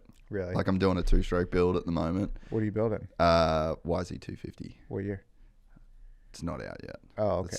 It's like, okay, sorry. Yeah, no. So me and Deegan are doing a 2-stroke build off. Oh, cool. Yeah, so we're like dad or dad okay. Deegan. Yeah. So because I was like, you're the fucking greatest 2-stroke. The bit for that, I guess, if you want to talk bit terms, I never say that, but it's actually like that's what it is. It's a bit. Yeah, it's a bit. Yeah. So the bit is like he's the best 2-stroke builder of all time, because but like if you go back through history, he actually has some of the dopest 2-stroke builds ever. Really? Well, like he had like a Jesse James 250 that he did the first 360 on at X Games, and it was like airbrushed and like crazy like sick. So he was like custom chopper style build. And he was like the only guy that ever did that, and he did it way before anybody. So like that was just I called him out on a podcast. I was like, you're the best builder of all time, like let's fucking do this. And sick. Then instant regret now that I actually no, you have to do it. And I'm in an Airbnb, and it's like there's the front house, back house, bro, it's a fucking shit show. There's the front house, back house, but one big garage. So there's literally like a line down the middle of this garage, and this new so I had it all to myself for like 2 months, and then this new family just moved from Texas, bro. It's like a fucking storage unit packed to the gills with no walls on the left side, and like these lights and fucking all this shit, and this like YZ250 just like kind of down to the frame. And every time I like go to work and I'm like, fuck this. See, I feel like I built my bike in I had a little small garage, and to me it was, I don't know, I liked it because I could do it like each little piece, like I could build the wheels. Yeah, that's the thing that makes it good is no time limit. Right. When you don't have a time limit, nothing's on the line. Yeah, and you can just go at your own. If it takes a year, it takes a year. Right. If he dies, he dies. Yeah, it took me a couple years to build that RM. One, because I was like sourcing parts. Like that makes it tough. Like that was like the tough part. Like I was. What year was that thing? It was a 03. Okay. Yeah. Kind of tough still though. Yeah. So not bad, but I wanted some like tricker parts for it and like some carbon stuff. Oh, there we go. Where we going? Let's go. A minute, 16 seconds left. Okay, so we're in the. I go. Cool. Yeah, go place bid. Okay. See, no bidders, so I'm okay. So I'm not really worried about it. But what am I willing to pay for this? I'll pay $80. Ooh, okay. Why not? And then you got a bit of headroom. I got a little bit of headroom. Yeah. No big deal. You can go to a hundo if you have to. Go to a hundo. You can throw a full bill at this thing if you need to. $50 a screwdriver. What a waste of money. What an absolute waste of money. No one do this. This is so stupid. But you know what? I do every decision I make is, will it make someone laugh? Yeah. And if it's yes, it's worth it. I love that. That's a really good way to that's like just built-in justification Right. for like living the dumbest life. Well, it makes someone laugh. Like my buddy, I have a buddy, Andy, who I like shoot trap. Like, do you ever shoot shotgun, shoot trap, or I've skeet? done it before, Yeah. but not regularly. Yeah, so I do that with him, and he's a bit like master, right? He pulls into the spot, and they have this like shooter's hat with like a feather in the quilt, and I was like, dude, that's pretty funny. He was like, you want me to buy it? Is it funny enough for me to buy it? I was like, it's pretty funny. And he's like, okay. So he bought like an $80 hat for no reason other than it was just like something that makes me laugh. So like, and now we feed on each other and we do this. Hey, look at this. I think I'm the proud owner of 2 Mac Tool 24 gold-plated screwdrivers. On air, live, making it happen. Jeremiah Burton. Dude, no one cares about this, bro. Like, why did you bring this fucking psycho on? Okay, now here's another. Should I get this wrench? I don't know if I'm gonna get that. There's a bunch. This one guy is selling all his gold tools. I wonder if you can just go direct to seller and just be like, hey, bro, let's make a deal. Let's make a deal. Let's make a deal. Yeah. Let's talk cheese. Let's talk bread. Let's get this thing done. Yeah. Let's slap a number on this. All right, I'm gonna do this one too. Fuck yeah. Why not? I paired gold needle nose pliers. I must. That's useful. And the casing. I'd pay $80 for the case, bro. It's so dumb, dude. I'm trying to think of like other bits. I was going to say, what's your favorite bit you've ever had?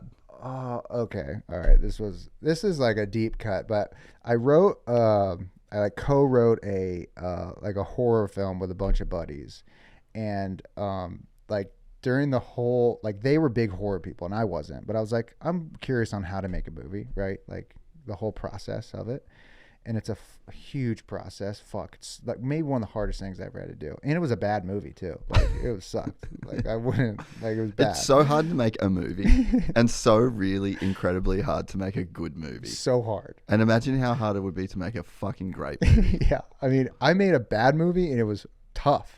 So tough. Like one of the toughest things I've ever done. It's so hard to make a shitty movie. Right, so hard. And so like we're writing this movie early on, and I was like, it would be really funny if I was in a wheelchair as an actor in this movie, right? And they were like, why? And I was like, well, because I think it'd be really funny if we shot a horror film, and every scene that we shot, we also shot a comedy, but I'm in a wheelchair. And it's like a similar movie. So then when you come out with a movie, you not only have one movie, you have 2 movies. That's a great idea. You have a horror and a comedy. Like that'd be great, right? But in the comedy, I'm in a wheelchair. I don't know why I thought it was funny. It was just like, you're in the creative room. So like, it's a safe space. You come up with it. Right. And everyone's like, Jeremiah, you can't do that. It's insensitive. You shouldn't do that. And I was like, okay, whatever. And then like every other like meeting, I'd be like, maybe I'm in a wheelchair. And they were like, Jeremiah, stop, cut it out. We're not doing it. Right. So then it came down to like, we were writing the film and like we had character names, and I was like, they were like, we got to pick our names. And I was like, my name's Charlie Hugh, Hew. And they were like, okay, why that? And I was like, I don't know. I like the name Charlie. It kind of fits the character, whatever. And so my buddy, after we got done filming, I was like, hey, there's something I put in this film that is a surprise. You're not going to like it, but it's something in there. And it drove him fucking mad. Like he watched the film like probably 30 times trying to figure out like, did I put something in the background? Is there something like couldn't figure it out. And it was driving him mental. Right. So we had a rap party and we had like this like live stream thing. And he was like, can you please tell me what you did? And I was like, okay, I'll tell you. I was like, remember how I wanted to be in a wheelchair, right? He was like, yes. And I was like, well, if you take the letters of Charlie Hugh and rearrange them, you can spell wheelchair.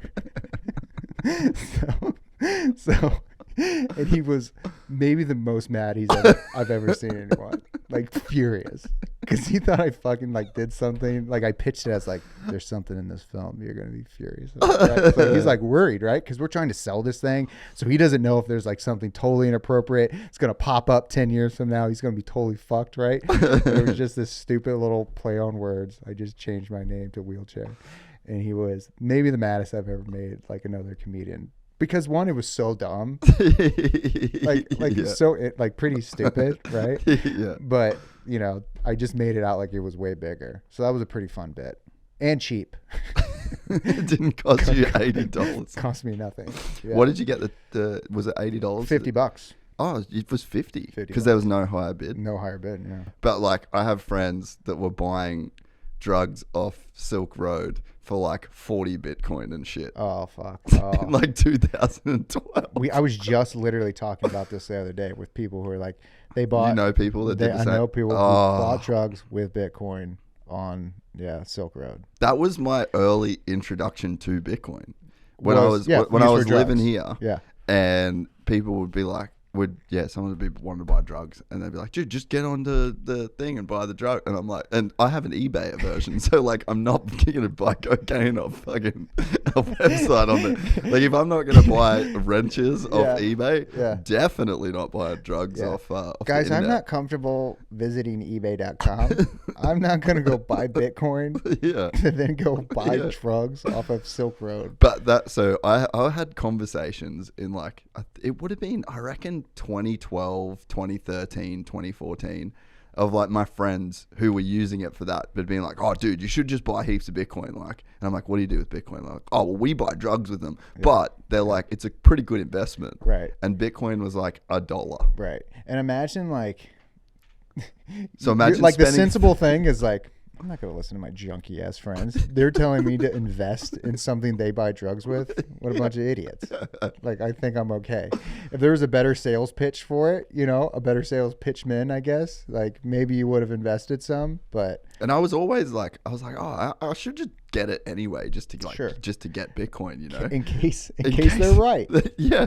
But what's worse, being the dude that never bought Bitcoin because he didn't want to buy drugs off the internet, or being the dude that bought drugs off the internet with like hundreds and hundreds of Bitcoin that is now worth $1 billion. Yeah. What's worse? I don't know. They're equally bad. Both people are losers. Yeah, they're both. And it probably just says drugs are bad, Yeah, okay? they're bad. Don't. See, I would never do, because I'm pretty square. I'm not like a drug guy at all. So I don't even drink. So if one of my druggy friends were pitching me on this, I'd be like, dude, shut up, dude. Yeah. Leave me alone. Oh, it makes me laugh. I got to go buy Disney stock or something. It's like I think I did end up buying some Bitcoin and Ethereum when I had that FTX app. And then that fucker. Yeah, he fucked you guys. Fucked What me happened? over. So as a FTX user, what happened? One day I woke up and the website was just totally shut down, and thousands and thousands of dollars of mine are just like vanished like that. So what happened? Well, they went to court, I believe. I get emails every now and then where they're like, hey, like, you got to show us how much you had, in Bitcoin and Ethereum and like just cash, because I had some cash in there. And then I think it goes to court. And then I think, like, the guy had assets, so they're going to liquidate all his assets and then pay back people. But like, you're still not getting. You're still not. Can't imagine like I'm getting. And the thing that screwed me over was like, I was trading Bitcoin, but I didn't own the Bitcoin. Like I did, but they held on to it. So like it didn't have like a serial number, or, like the passcode that you typically would have if you have your own like X Bitcoin. Yeah. So I don't know. I still haven't gotten my money back. I have no idea if I ever will.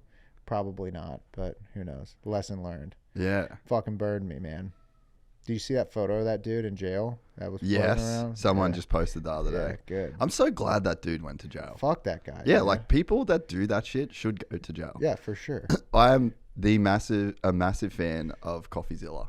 Do you ever watch his shit? Yeah. Right. I love, especially like, it's funny. I went through a phase a couple of years ago of just watching, like seeing we get like pretty good numbers on stuff, and then being like, why don't I make that much money?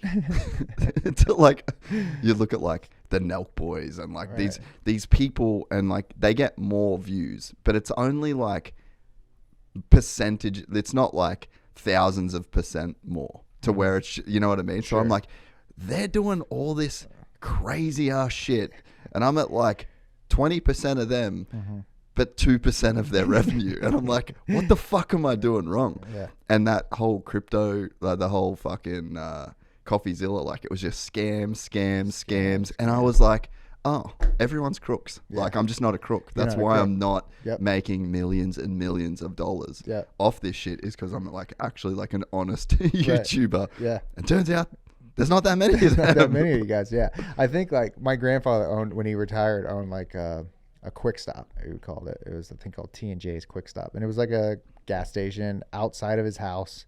You know, he had pumps put out there and ran like a convenience store. And I remember before he died, he'd be like, we never made any money because we were always just helping people out.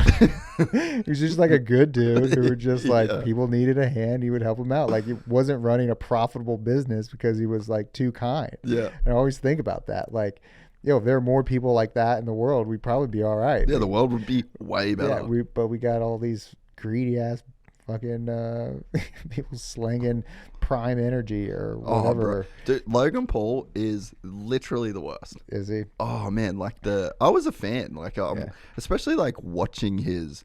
I don't know whether you feel the same way, but I have like also a weird interest in like the downfall of YouTubers. Like maybe because I'm waiting for my own. You're trying to avoid the inevitable. But I think there is a way that you can like watch the way people fuck up, and then like it's a lot of it's just obvious shit. Like if you just don't be a piece of shit, like that probably won't happen to you. Right. But you can just see these like massive mistakes these people make. Yeah. But it's like interesting to watch those things happen, and then you see a guy like Logan Paul that it's like downfall, redemption arc, and then like the redemption arc's kind of cool too. So I like started to get back on board, and then he did all like there's all just the crypto zoo and the this and I'm Bored just like, apes and all that shit. and that I'm he just was like, pushing. bro, you're a fucking piece of shit. Like that fully sucks to be that guy. I wonder, like, and it's so easy for them to do it and make fucking millions of dollars. I guess like, is that the motivation? Is the monetary benefit of it? I think Has that's to what be, it is, right? eh? Yeah, because I can't imagine like you feel good about that sort of stuff. But there's also just like the weird fame element to it as well. Sure. Where like they obviously want to be insanely famous. Yeah. Yeah. And it's like, if you want that plus the money, like you kind of have to be a piece of shit.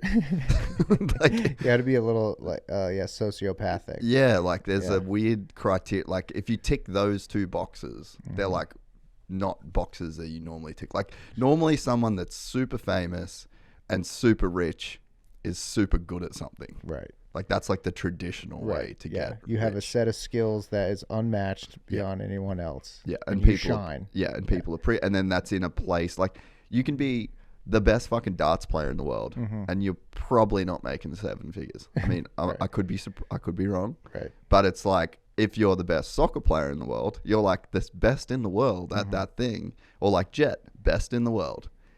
Messi, like really fucking, you know. Yeah. So there's like this weird tier of like, what's the thing you're good at? Are you the best in the world at it? And it's like you tick those boxes, then you'll get rich and you'll get famous, and the richness is decided on like how many people give a fuck. Sure. But then with those guys, it's just like, I want to be rich, I want to be famous. What do I do? What do I do to get my money up? Yeah.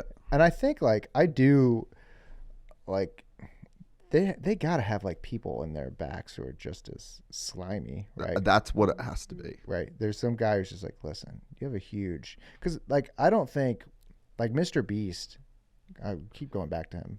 I'm sorry. But I think he's the gold standard, really. Yeah, I don't think he does anything. Like he has Feastables, which is like a chocolate thing. Yeah, but he like some of his videos now are like based on charity. Like, Right. I'll build 1,000 wells in 1,000 days, or whatever Great. it is. you know? The internet's terrible, by the way. People get pissed off that he's making content about that. Like, go get pissed off about someone making content that doesn't do that. Yeah, get pissed off at me. Right, I don't yeah. do anything. Right. Get pissed off at some guy who builds a horse dino. I'm not doing shit. Like, get mad at me. So don't tell a guy who's taking his own money and getting views on stuff, who's doing something charitable, that he can't do it. He's not like exclusively doing that for views. The guy could go get views if he wants doing something else. He chooses to do that, you know. Yeah. Does it inherently get views? Yes. Of course. Yeah. Because it's interesting. Right, but he's not like, he didn't start up doing that, so I don't know. I think like he's found like the sweet spot, but I don't think he's like trying to be famous either. I don't think so. He's He's an interesting guy. I got to when I shot with him in a video, he like just pulls up on set, does his thing, leaves. Pulls up in a Cadillac or in a like Suburban, does his thing, puts a camera on me, you know, and then fucks off. Like he's not, you know, he is like he's got such a well-oiled system where he's like a movie star in terms of like, hey, Jimmy's coming on set from here to here, we pull him in, he does his thing, and then he leaves, you know. And if he wants to make changes creatively on the fly while he's thinking about stuff or like where a camera should be or he just does it. Yeah, you know, which is kind of like he's a big dog now in that thing, but he doesn't necessarily on camera come across as that, which I think is like super important. Yeah, for his likeness and his image and like what people perceive him as. It's crazy the level of obsession that he had. Like what you said before about it's like gambling. Like I have the slot machine analogy because it's like you have this piece of content. And then, so like say this, right? You got this 3-hour thing of us just like fucking talking shit. And then there's like that on itself is like, that's the top of the funnel. And then you can cut it up into like 8 to 12 minute bits. And then you can cut as many of them as will fit. And then you got the minutes and then it sort of like trickles down. And then you take those bills, that money or like the product or like whatever it be, and you just like feed it into the YouTube machine. And then one of them will fucking hit. And then one of them won't, and then one of them, and you just keep like feeding this thing, and it's like that's the model, that's the business model, and it's fucking literally like as easy as that, and then it just becomes this process of like how optimized do you want to be, right? Like how obsessive, can you be, and like how can you make this within like the correct time frame too? Because it's not like that's why a movie will make like fucking, if you do it right, $100 million, $500 million, but it takes like 5 years to make. Whereas this is more like, it's like that, but on a smaller time scale. And then the payments are like set up in a different way. And I think he just got like insanely obsessed with the process of that. I agree. And I think like going back to like Logan Paul, I think they have a similar obsession, but it's fueled by like a different thing. Yeah. Like they're like peddling shit, you know? They're like, I don't know how many like scams they've come, or I don't know if you want to call it scam. I don't know. That might be slanderous. I don't want to get sued, but alleged scams of like, I know they got in hot water over the like NFT things, you know? Yeah. Well, they did the crypto zoo thing. That was like crypto zoo. That was the big one. I went deep on that. I was so invested. Really? Oh, it was so good. But Prime is like a legitimate business. And I think like pretty smart, if I'm being like honest about it. I think like, hey, what's an industry that's like untapped, that has had zero competition for the last 100 years or whatever, and you can kind of look at like, hey, there's Gatorade and there's Powerade. Like everyone's grown up with those. Those are kind of like the gold standard. Like it's like a GoPro. You call Gatorade a GoPro. It's like the same thing. You you white, you Ben Affleck. Right. You hydration, you Gatorade. Right. you know what I mean? Yeah.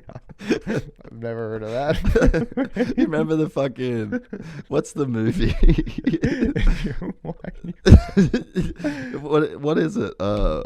Where they get, it's like Stifler, and then they get the community service, and then they have to go to hang out with the kids. And then they have like the one black kid, and he's just calls the guy Ben Affleck. He's like, I'm not Ben Affleck. And the kid goes, you wait, you Ben Affleck. Oh, that's funny. No, I don't know if I've seen Grown Ups or something. Is it Grown Ups? It's something. It's one of those like buddy comedy movies. But I always say, you white, you Ben Affleck. It's like you're a helmet cam, you're a GoPro. You're a GoPro, right? And I think like, yeah, because of that, like, oh, can I get a Gatorade or whatever it is? Yeah. And he was like, all right, let's go after that. I think his athletic adventures lend itself to that. He's now in WWE, which I think is pretty sick. Yeah. Because that's like, were you a wrestling fan growing up? No. Oh, I was a huge wrestling fan. Oh, that was as gay as dancing. that wasn't allowed either. No. Oh, just dude. Rugby, bro. Rugby, motocross, and V8 supercars. Yeah, well, dude, I just found out about V8 supercars about, I don't know, like 4 years ago. And it's been like, it's sick. That's my like thing. Like my goal is in the next couple of years is to get in a V8 supercar and spin some laps in Australia. And I'm trying to make that happen. I can definitely make that happen. Oh, really? 100%. Like, when do you want to go?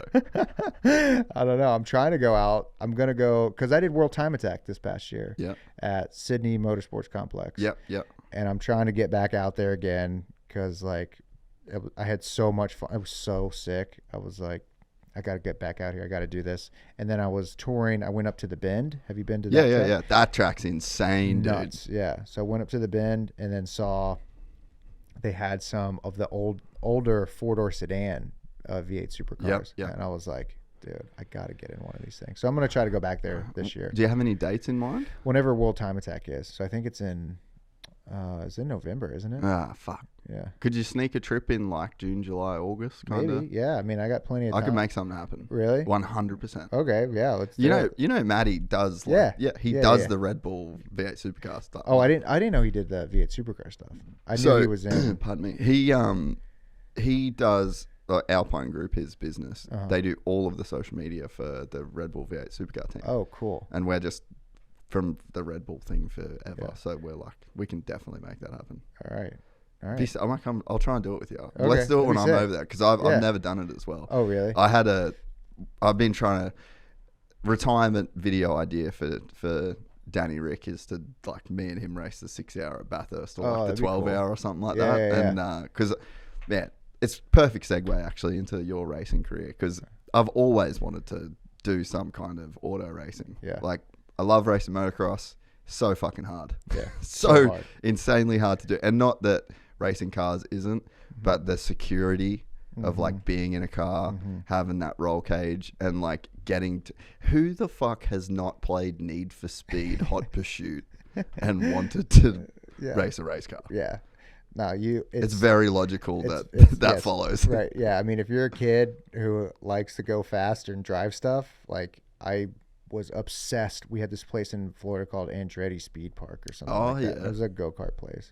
Like, dude, if I could do that every day, that was like my thing. I loved it. I knew like you could like, we had them, they were gas carts and like they had the limiter on the throttle was just like a stop right here. So you could fucking hammer it and then pull behind it and give you more gas. So I would like, but they'd have people watching so you could only pull it in like certain spots. So like, you know, all I wanted to do was go fast, but it's super expensive. I mean, car racing is crazy expensive. Insane. And so last year we did a video.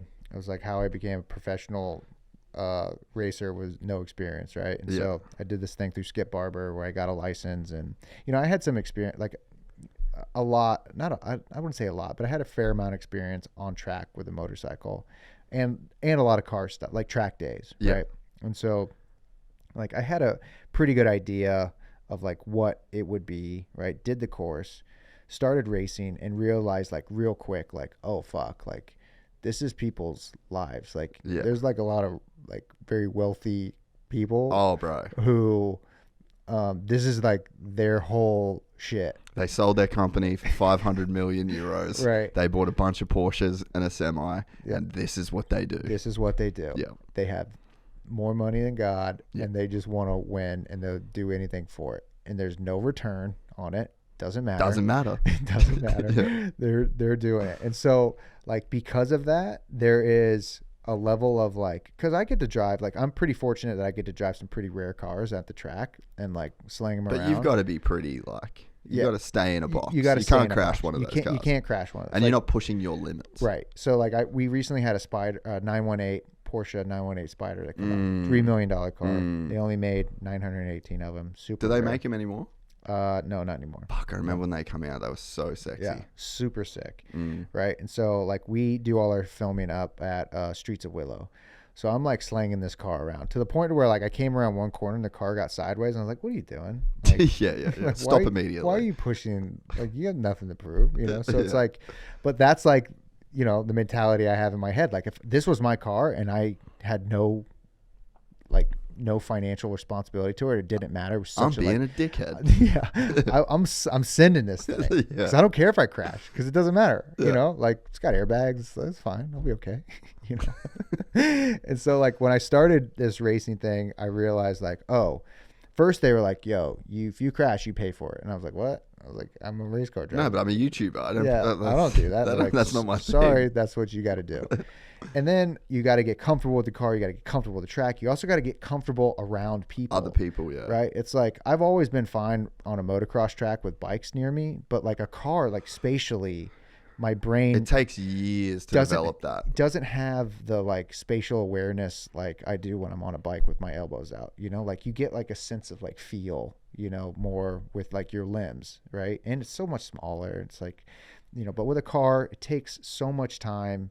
And I would just like basically show up, qualify, or practice, qualify, and then race 2 days in a row, right? In a car I'd never been in, on a track I've never been on, with people who are like, you know, like this is their thing, right? Yeah, and they're kind of like stressing a bit. They're stressing a bit, Yeah. and I'm just like, yo, what's up? Yeah. Yeah, what's up, man? Like, but I'm so competitive, so like the competitive part of me, it like drives me crazy when I don't do well, right? So it's like it's this like weird thing to where like I want. Oh shit, sorry. No, good. Hey, do your thing. Uh, Was there another one? yeah. Is this the thing? I'm gonna record on this camera. Okay, so cool. it's good timing.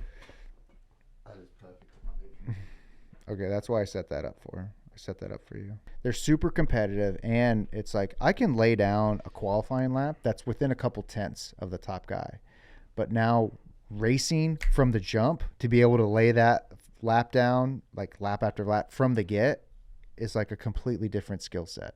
Like seat time is like invaluable when it comes to this shit, you know? Yeah. And it's like one of those things where I just always assume like, yo, you know how to like drive a car. You technically have like the skill and like, you know, the like talent. And I you know, guess. like the concepts. You know the concepts of it, but it's like it's so difficult. And you're like, you know, like mistakes. I raced at Sebring, and I ran the car into the wall at Sebring, and I was like, I don't know, like maybe 10 foot off a braking mark that I blew, and then ran the car into the wall. Like, yeah, because you are on a limit. you're on a limit. Yeah. Like you gotta hit it. You gotta hit your marks, right? If you're gonna do if you're gonna be on pace with the guys who are running at the top, like it's such a fine line, and that's how it is in like I think a lot of sports, motocross. And, you know, for like sure. the top guys are within, you know, and this isn't like I'm not top guy racing. I'm not trying to equate But myself to that. But you're in like, but it's relative. Yeah, it's like all- you're in a class. There's a dude that's winning. Right. He's setting the pace. Right, And he's then setting you've the got to pace. be on those marks. right, and it's just like I guess it opened my eyes a bunch into like the technical aspect of racing is way more like it's just so much nuanced. There's so much nuance to it compared to what I thought. I was just Well, it's like that last 20% building a car. yeah, right, exactly. It's just like that's the part where it's like, oh, like, you know, like you brake 5 foot later here and you put down 17% more pressure on the pedal, and then you release it off at this point X% less as you turn in until you're fully off the brakes, then you're back on the gas at this point and it's like you got to do that at speed with someone 6 inches from you, and if they do something weird, now you got to adjust, now you got to make, you know, so like all these things you don't inherently think about are like running through your brain as you're going hundreds of miles an hour into like a corner, you know, like it's just crazy. It's just absolutely crazy. And I never gave it that respect. I was just like, yo, dude, you can drive a car.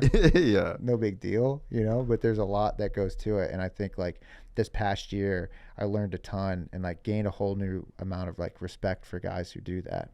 And like the F1 guys, they're on a different, they're Out of control. I mean, everyone thinks you could be a race car driver. Those guys are insane. Their brains are insane. You know, they're like reactionary, like geniuses, I guess, if you could call them that. But Well, the crazy thing too is like they don't even know how they do it.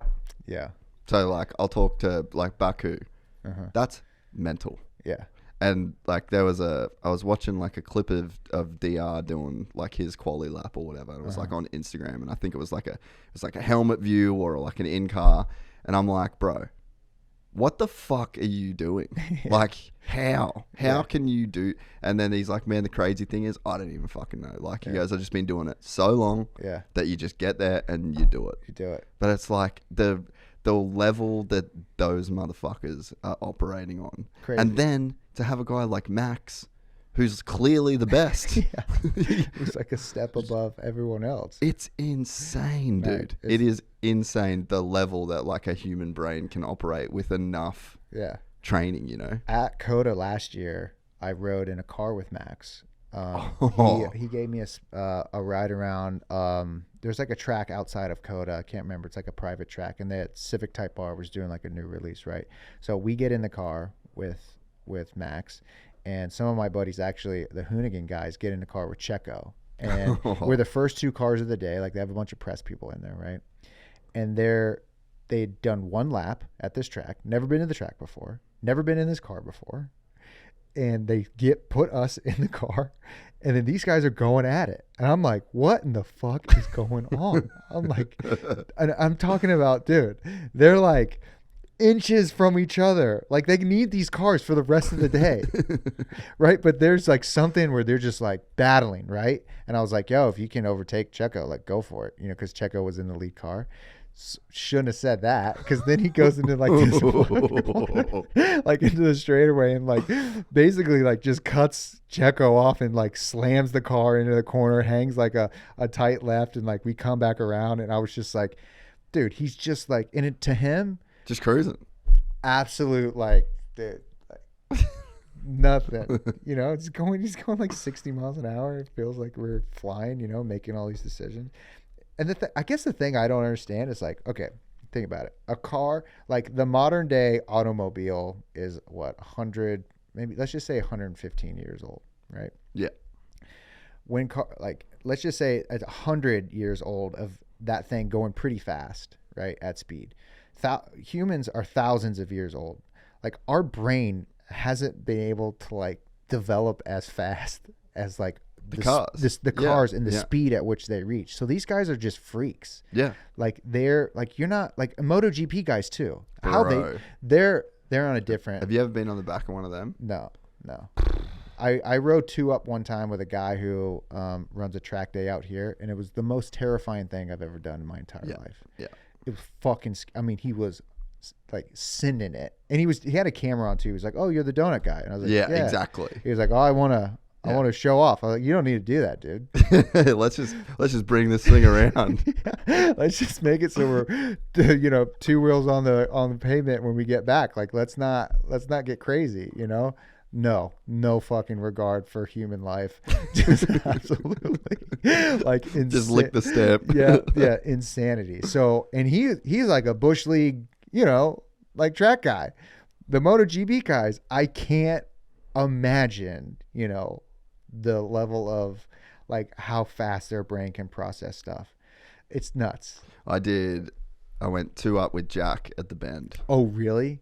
And it was fully fucked. Oh, dude, no way. Like, it was not cool. No way. Yeah. Dude, that makes me nervous for you. And he goes, because the Bend's a big track. Oh, yeah. And he can probably get it hucking pretty fast. Well, we did, I'll show you some videos later. We did 287 Ks down that front straight. No way. And then just overshot turn 1. And like, we almost crashed like 4 times in 3 laps. And Jack was pissing himself laughing. Dude, like, it was fully psycho. No. Like, so, because I was doing a thing with Ducati in Australia at the time, so I was like doing some ambassador stuff. Yeah. And so we're there, Jack came, Matty set up this like whole program with him to like race the last round. And then so anyway, so this is actually kind of a funny story, but you know the whole kidney thing? Yeah. So like it fucks with my blood pressure. Sure. So I have like high blood pressure, right? So I had to like pass a medical to do it. And I was anxious as a motherfucker. I could only imagine. So I get in to do this medical, and the chick's doing the thing, and she's like, "Oh yeah, you can't do it. Your blood pressure's at like 197." And I'm like, "Oh, it's normal." Yeah. So I fully tell this chick that like me being about to have a stroke is fine.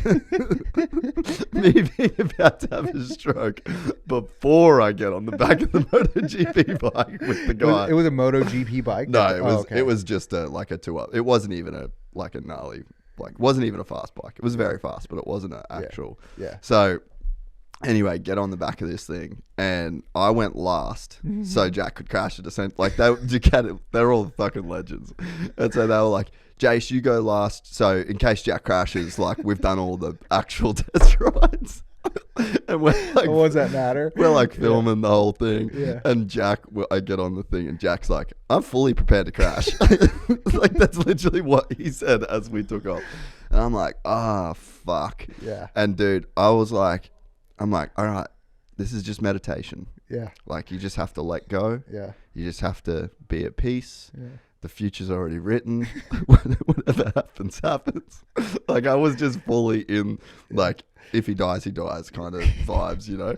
And that motherfucker sent it, bro. Like, we did 240 kilometers an hour through a turn. You know, turn 3? Oh, did you drive there? Yeah, I didn't get to drive there. We took a rental car out on it to like just see the track. Well, so yeah, you got the first turn, first right, and then you go right, and then you go up, and there's like that big fast sweeper. Open left, dude. 240. Yep. It was fucking not okay. And like, I explained the feeling of, you know, when you're about to fall off an office chair and you're like leaning back, and then like gravity just stops doing its thing or whatever that thing is, and you just have like that feeling in your gut, like, I'm about to fall. It's that every fucking single turn, dude. Every single time. It's never not that.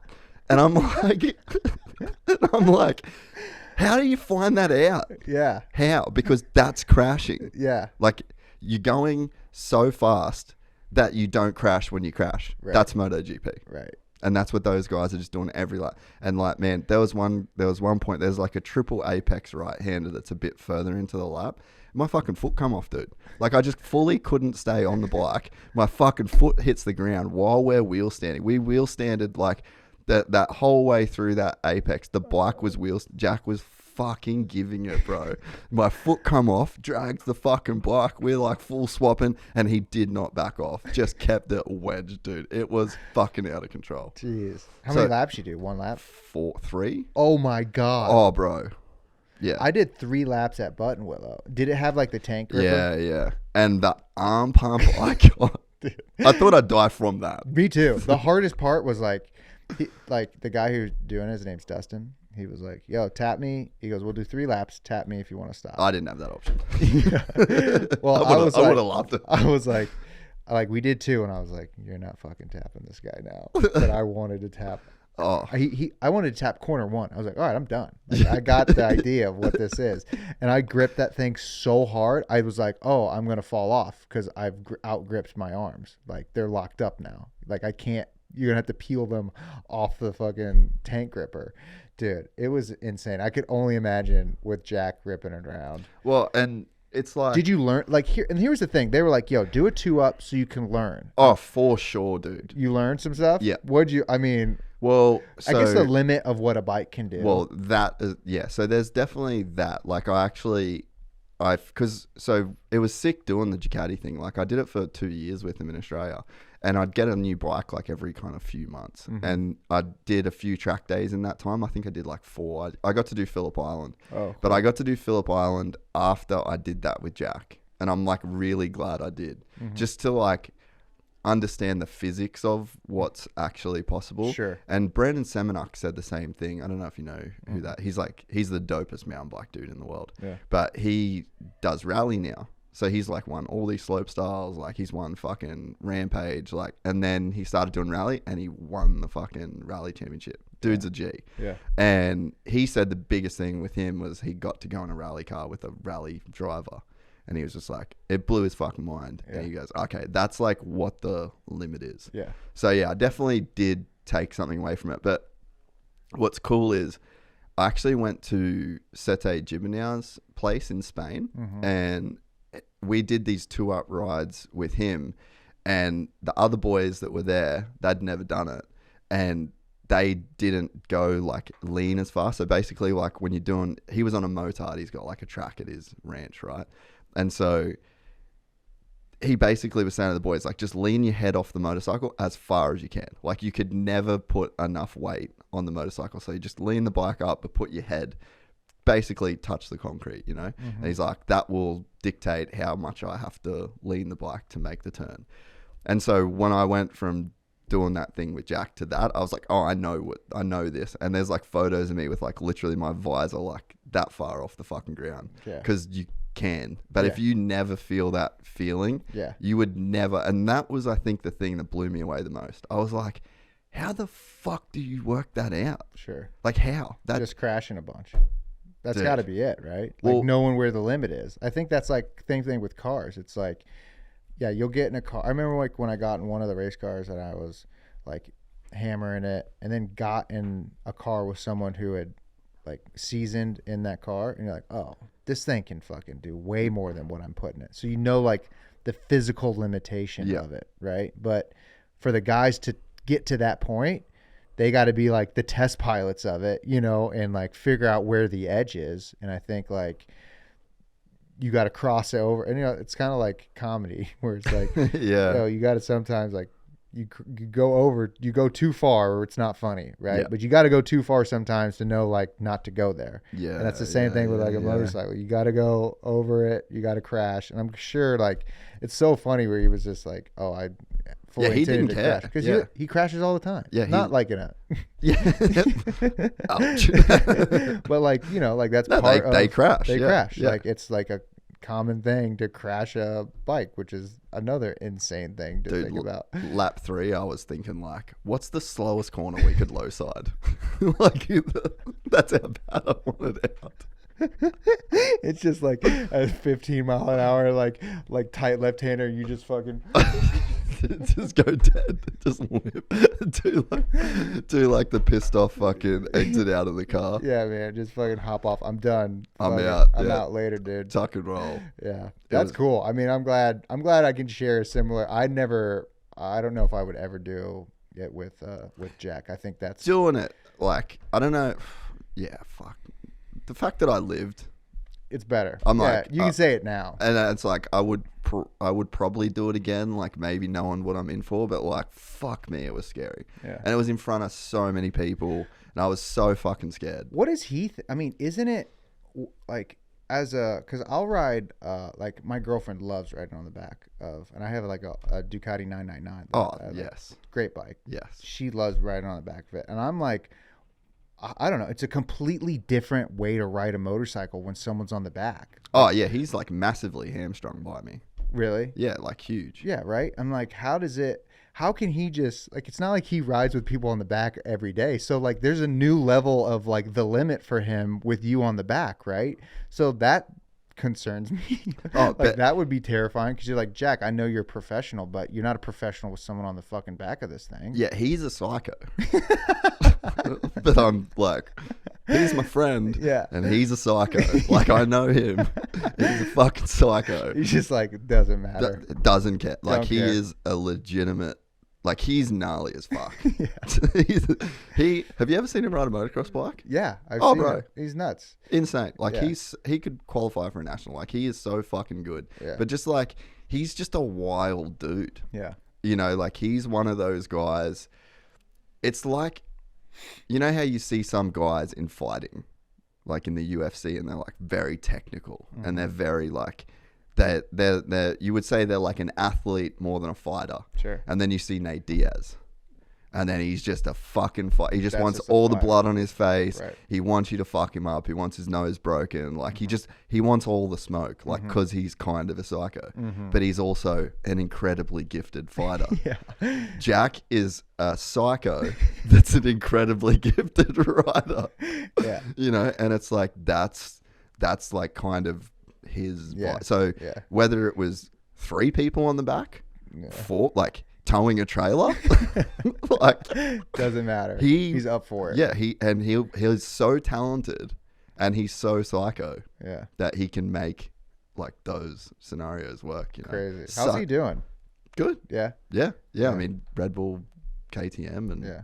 I'm fucking keen for this series. I can't wait for this year. It is I going to be. can't wait. I'm so pumped. Marc Marquez on a Ducati. So nuts. And then, have you been watching? Do you like geek out on the testing and stuff? I see clips every now and then pop up on Instagram, but I haven't been like geeking out too much this year. Pedro Acosta. Really? I went to the did you not go to the Aprilia thing? The track house? Oh no, I actually didn't get the invite for that. Really? No. Oh, crazy. Yeah. Yeah. Was it good? Yeah, it's cool. It was cool. They showed the bikes. The bikes are sick. Yeah. I met some Because they were out here. It was A2, right? It was like Yeah, right around that A2, time, because yeah. I think Miguel Oliveira was like at Yeah. Alpine Stars, but I was like, I just didn't really, when you like too much. Well, I just didn't really know if I'm like, fuck. I didn't know. I mean, to be honest, I know one of the guys through Aprilia. I love those guys. They're so kind to me. They lend me bikes. I go to their track days. Oh, and stuff. sick. They're super, super kind to me. And I love Aprilia. I have 2 of them myself. Really? Yeah. What have you got? I got an old Millet and then I got an old Tuono. Oh, sick. Yeah, like first gens. Because I love V twins. Yeah. But their V4s are incredible, right? I love those bikes. And so they invited me out there and I went by myself and just kind of talked to a bunch of, again, I'm like the car guy who kind of knows, likes motorcycles. So I get brought up. But I met a young kid out there.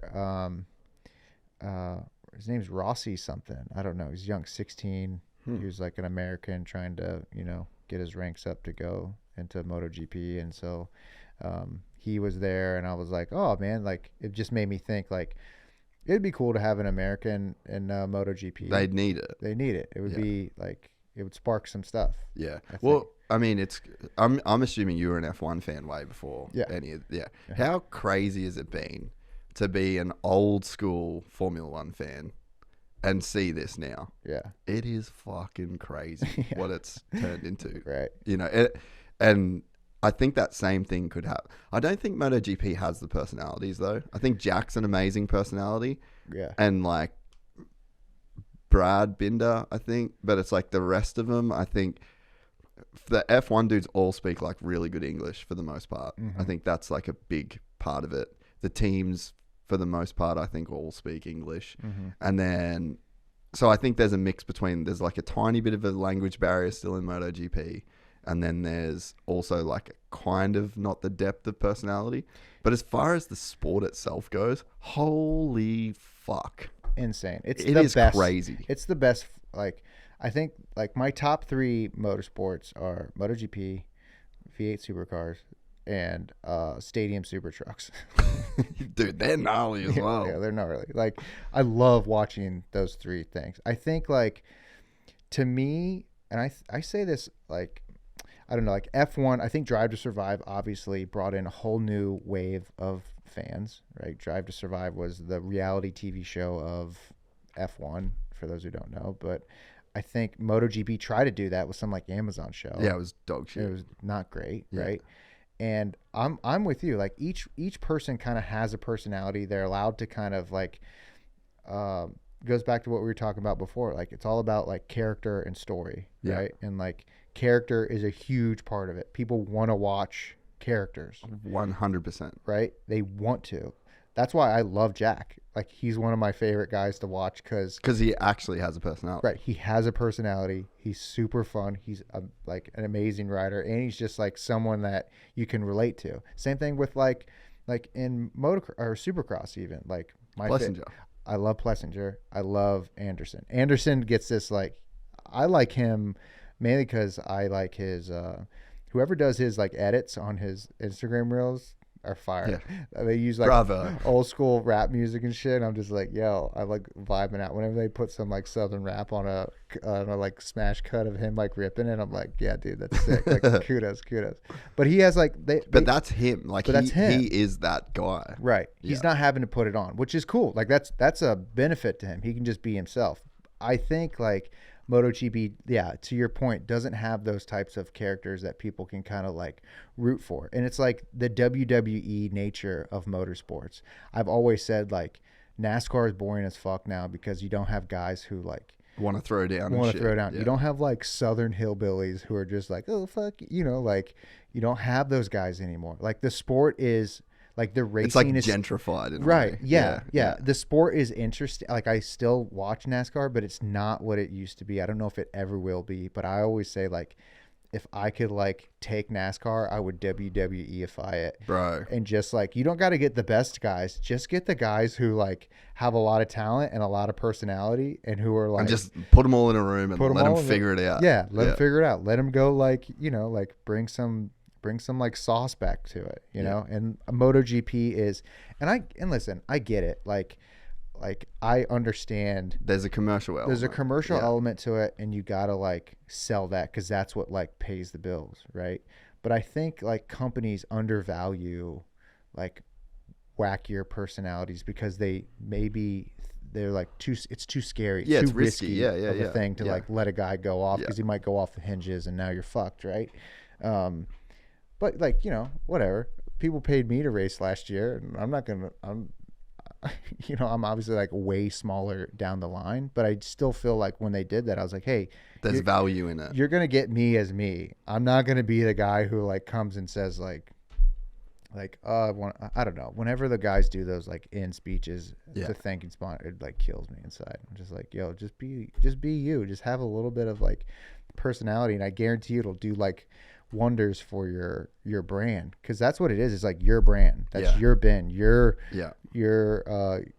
that personality in that bucket, and people will gravitate to you if they like see themselves in you. Yeah, man. There's I've been trying to like Levi Kitchen's a dude I think could be like way bigger than what he is. Sure. And I've been trying to say to him like, hey bro, you're like the anti-Deegan.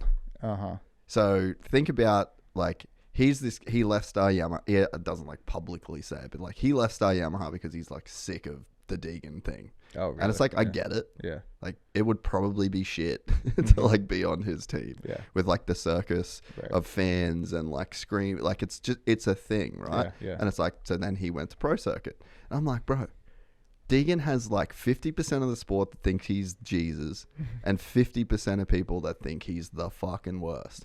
Get all of those 50%. Right. Like go be Dungy. Go be the like clean guy, or like, But even say to people like, you just say, hey, if you don't like Deegan, like me.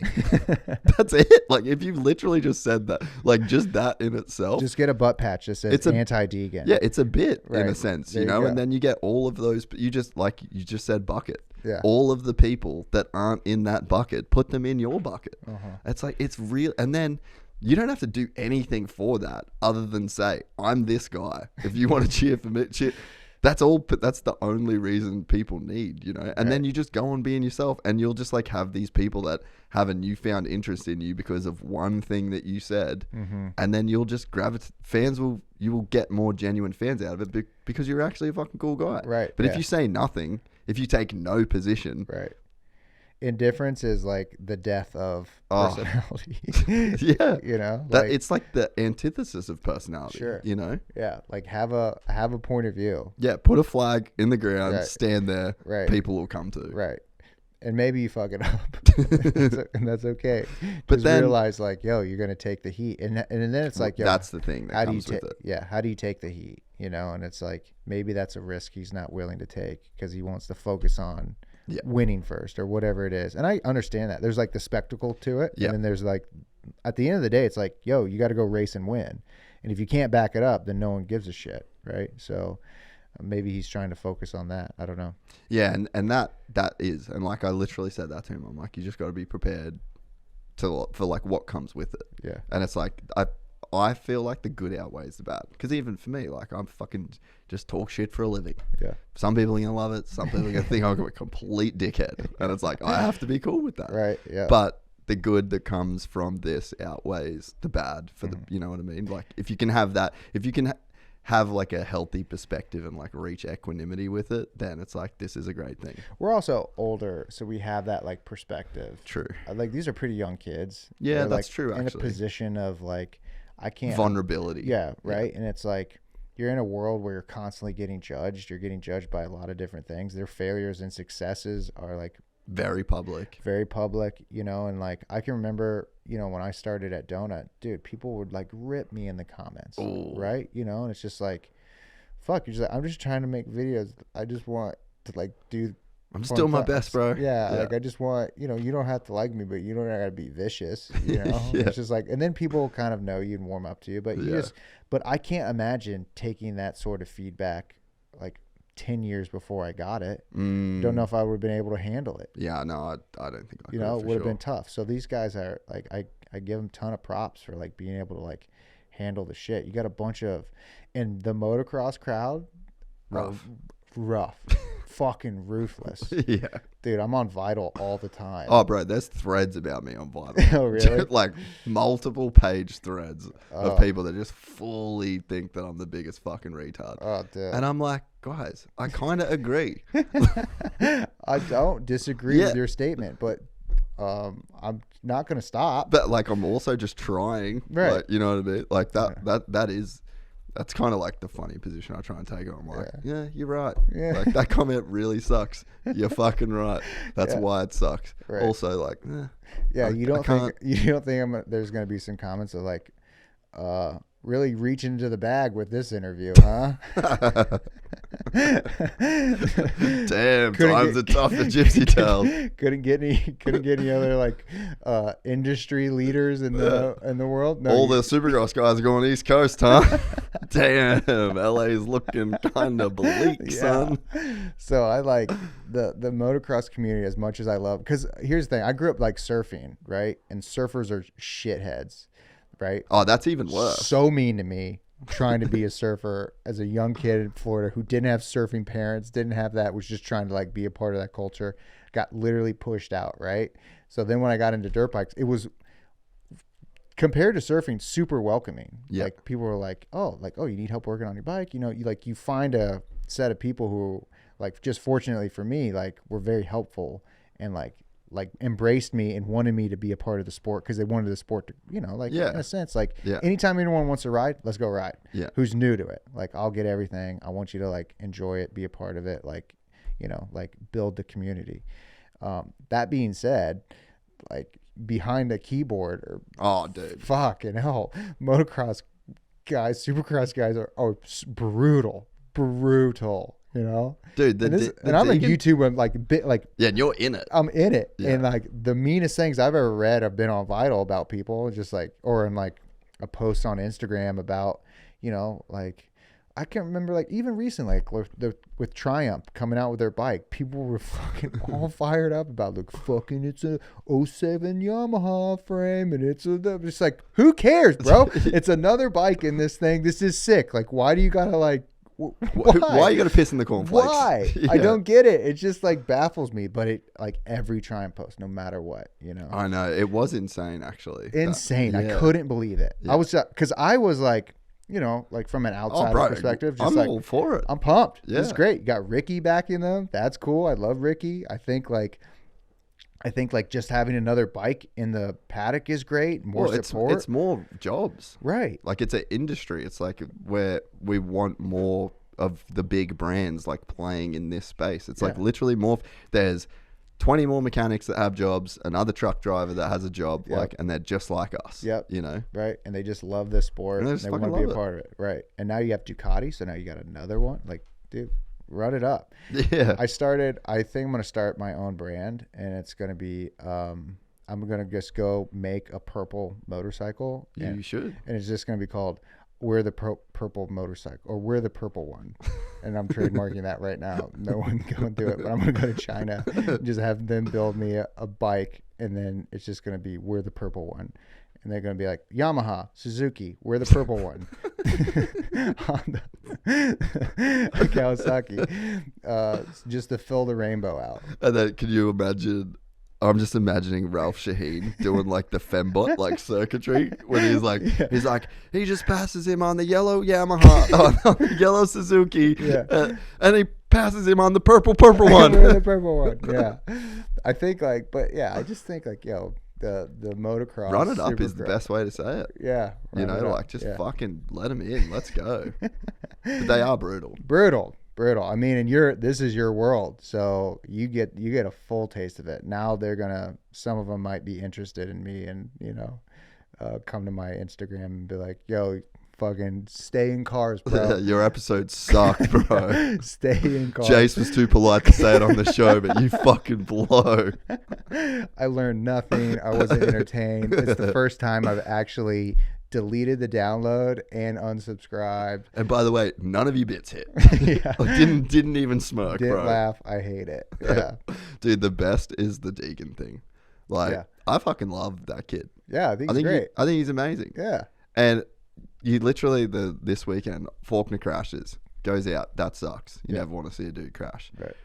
But people literally, all the comments, like, I posted the press conference video, and just like, literally hundreds of comments of people being like, why the fuck he's so disrespectful to celebrate while his fellow competitors on it. And I'm just like, That's where we are. Yeah. Is that like you're reaching so deep into the anti-Deegan hate that he's now not allowed to celebrate his first win because a guy crashed in front of him. What the fuck are you expecting of this kid? So like when those people exist and when those comments exist, then you just have to go like, oh yeah, no, fucking all of it. Like this all, there's no basis to any of this shit. And then you have to play the game knowing that. Right. Knowing that rule. Right.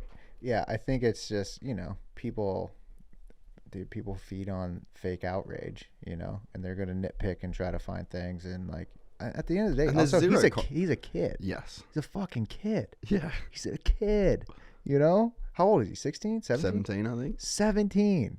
Dude, what? The fact that he's doing this at 17 is just nuts. When I was 17, oh my God. Yeah. Worthless. yeah.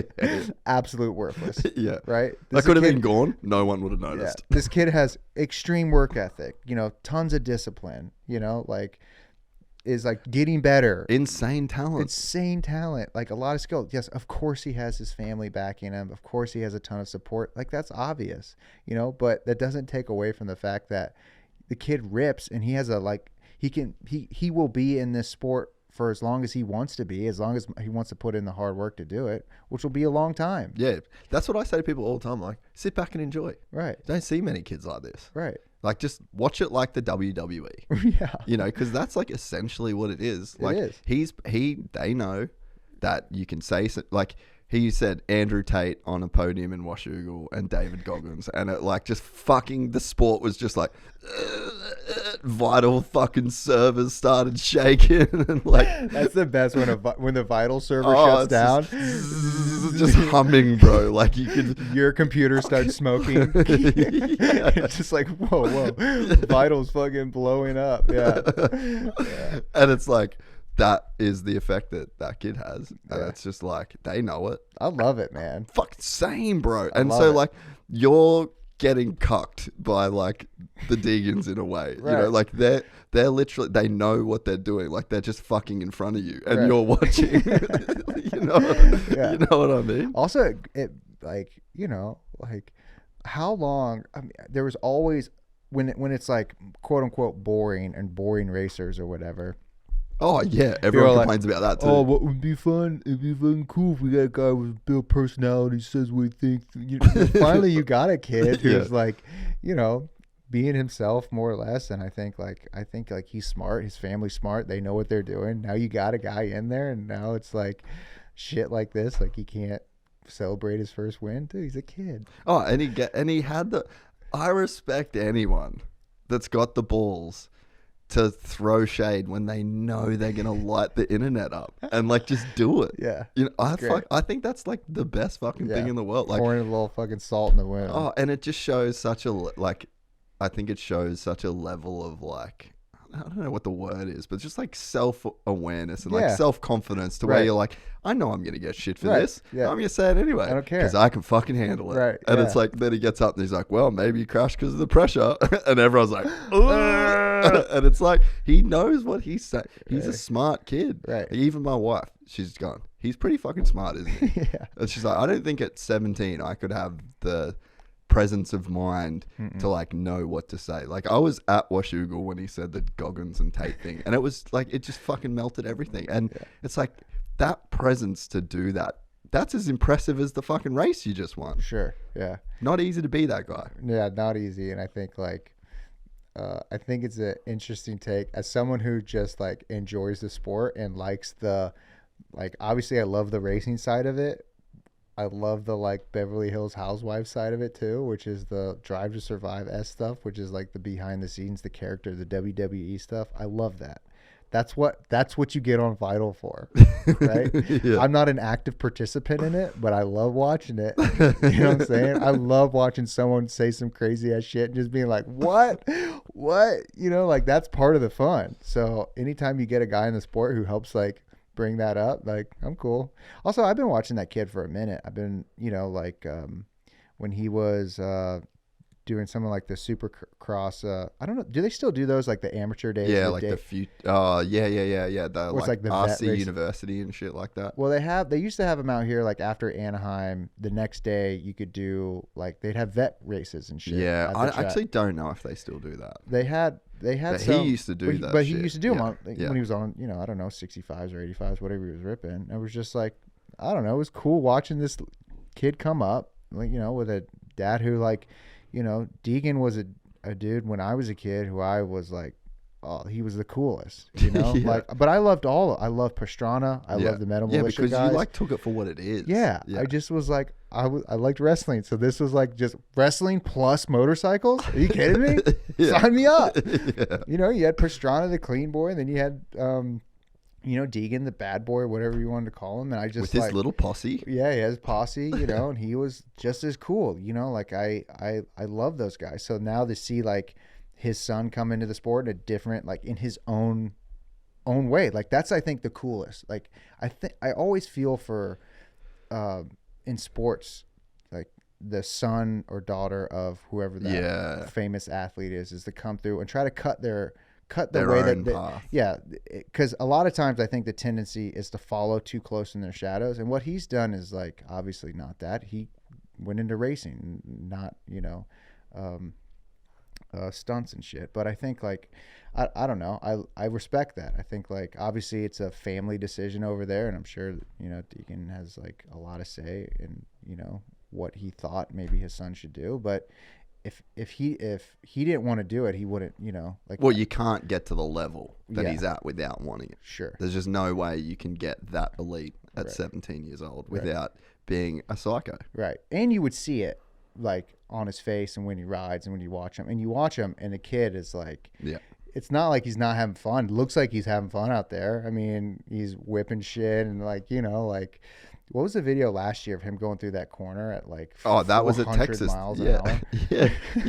That was at Texas this year. Last year, sorry. Last year, yeah. And it was like, that was his first pro race. Yeah. And he already that was like the Bubba Scrub of turns. Yeah. Nuts. Just lit it up first time in a fucking I stadium. thought it was fake. I thought they speed ramped it. Yeah. It was nuts. I was like, yo, this is cool, man. Like that should get everyone pumped up. But, I can't shit on the haters too much because they like fuel my entertainment. Well, I was so- going to say, it's kind of like also part of the show, right? Yeah. Uh-huh. And so, like, I think those people, and same with the Vital dudes, like, they don't realize that they're, like, adding to the show. Yeah.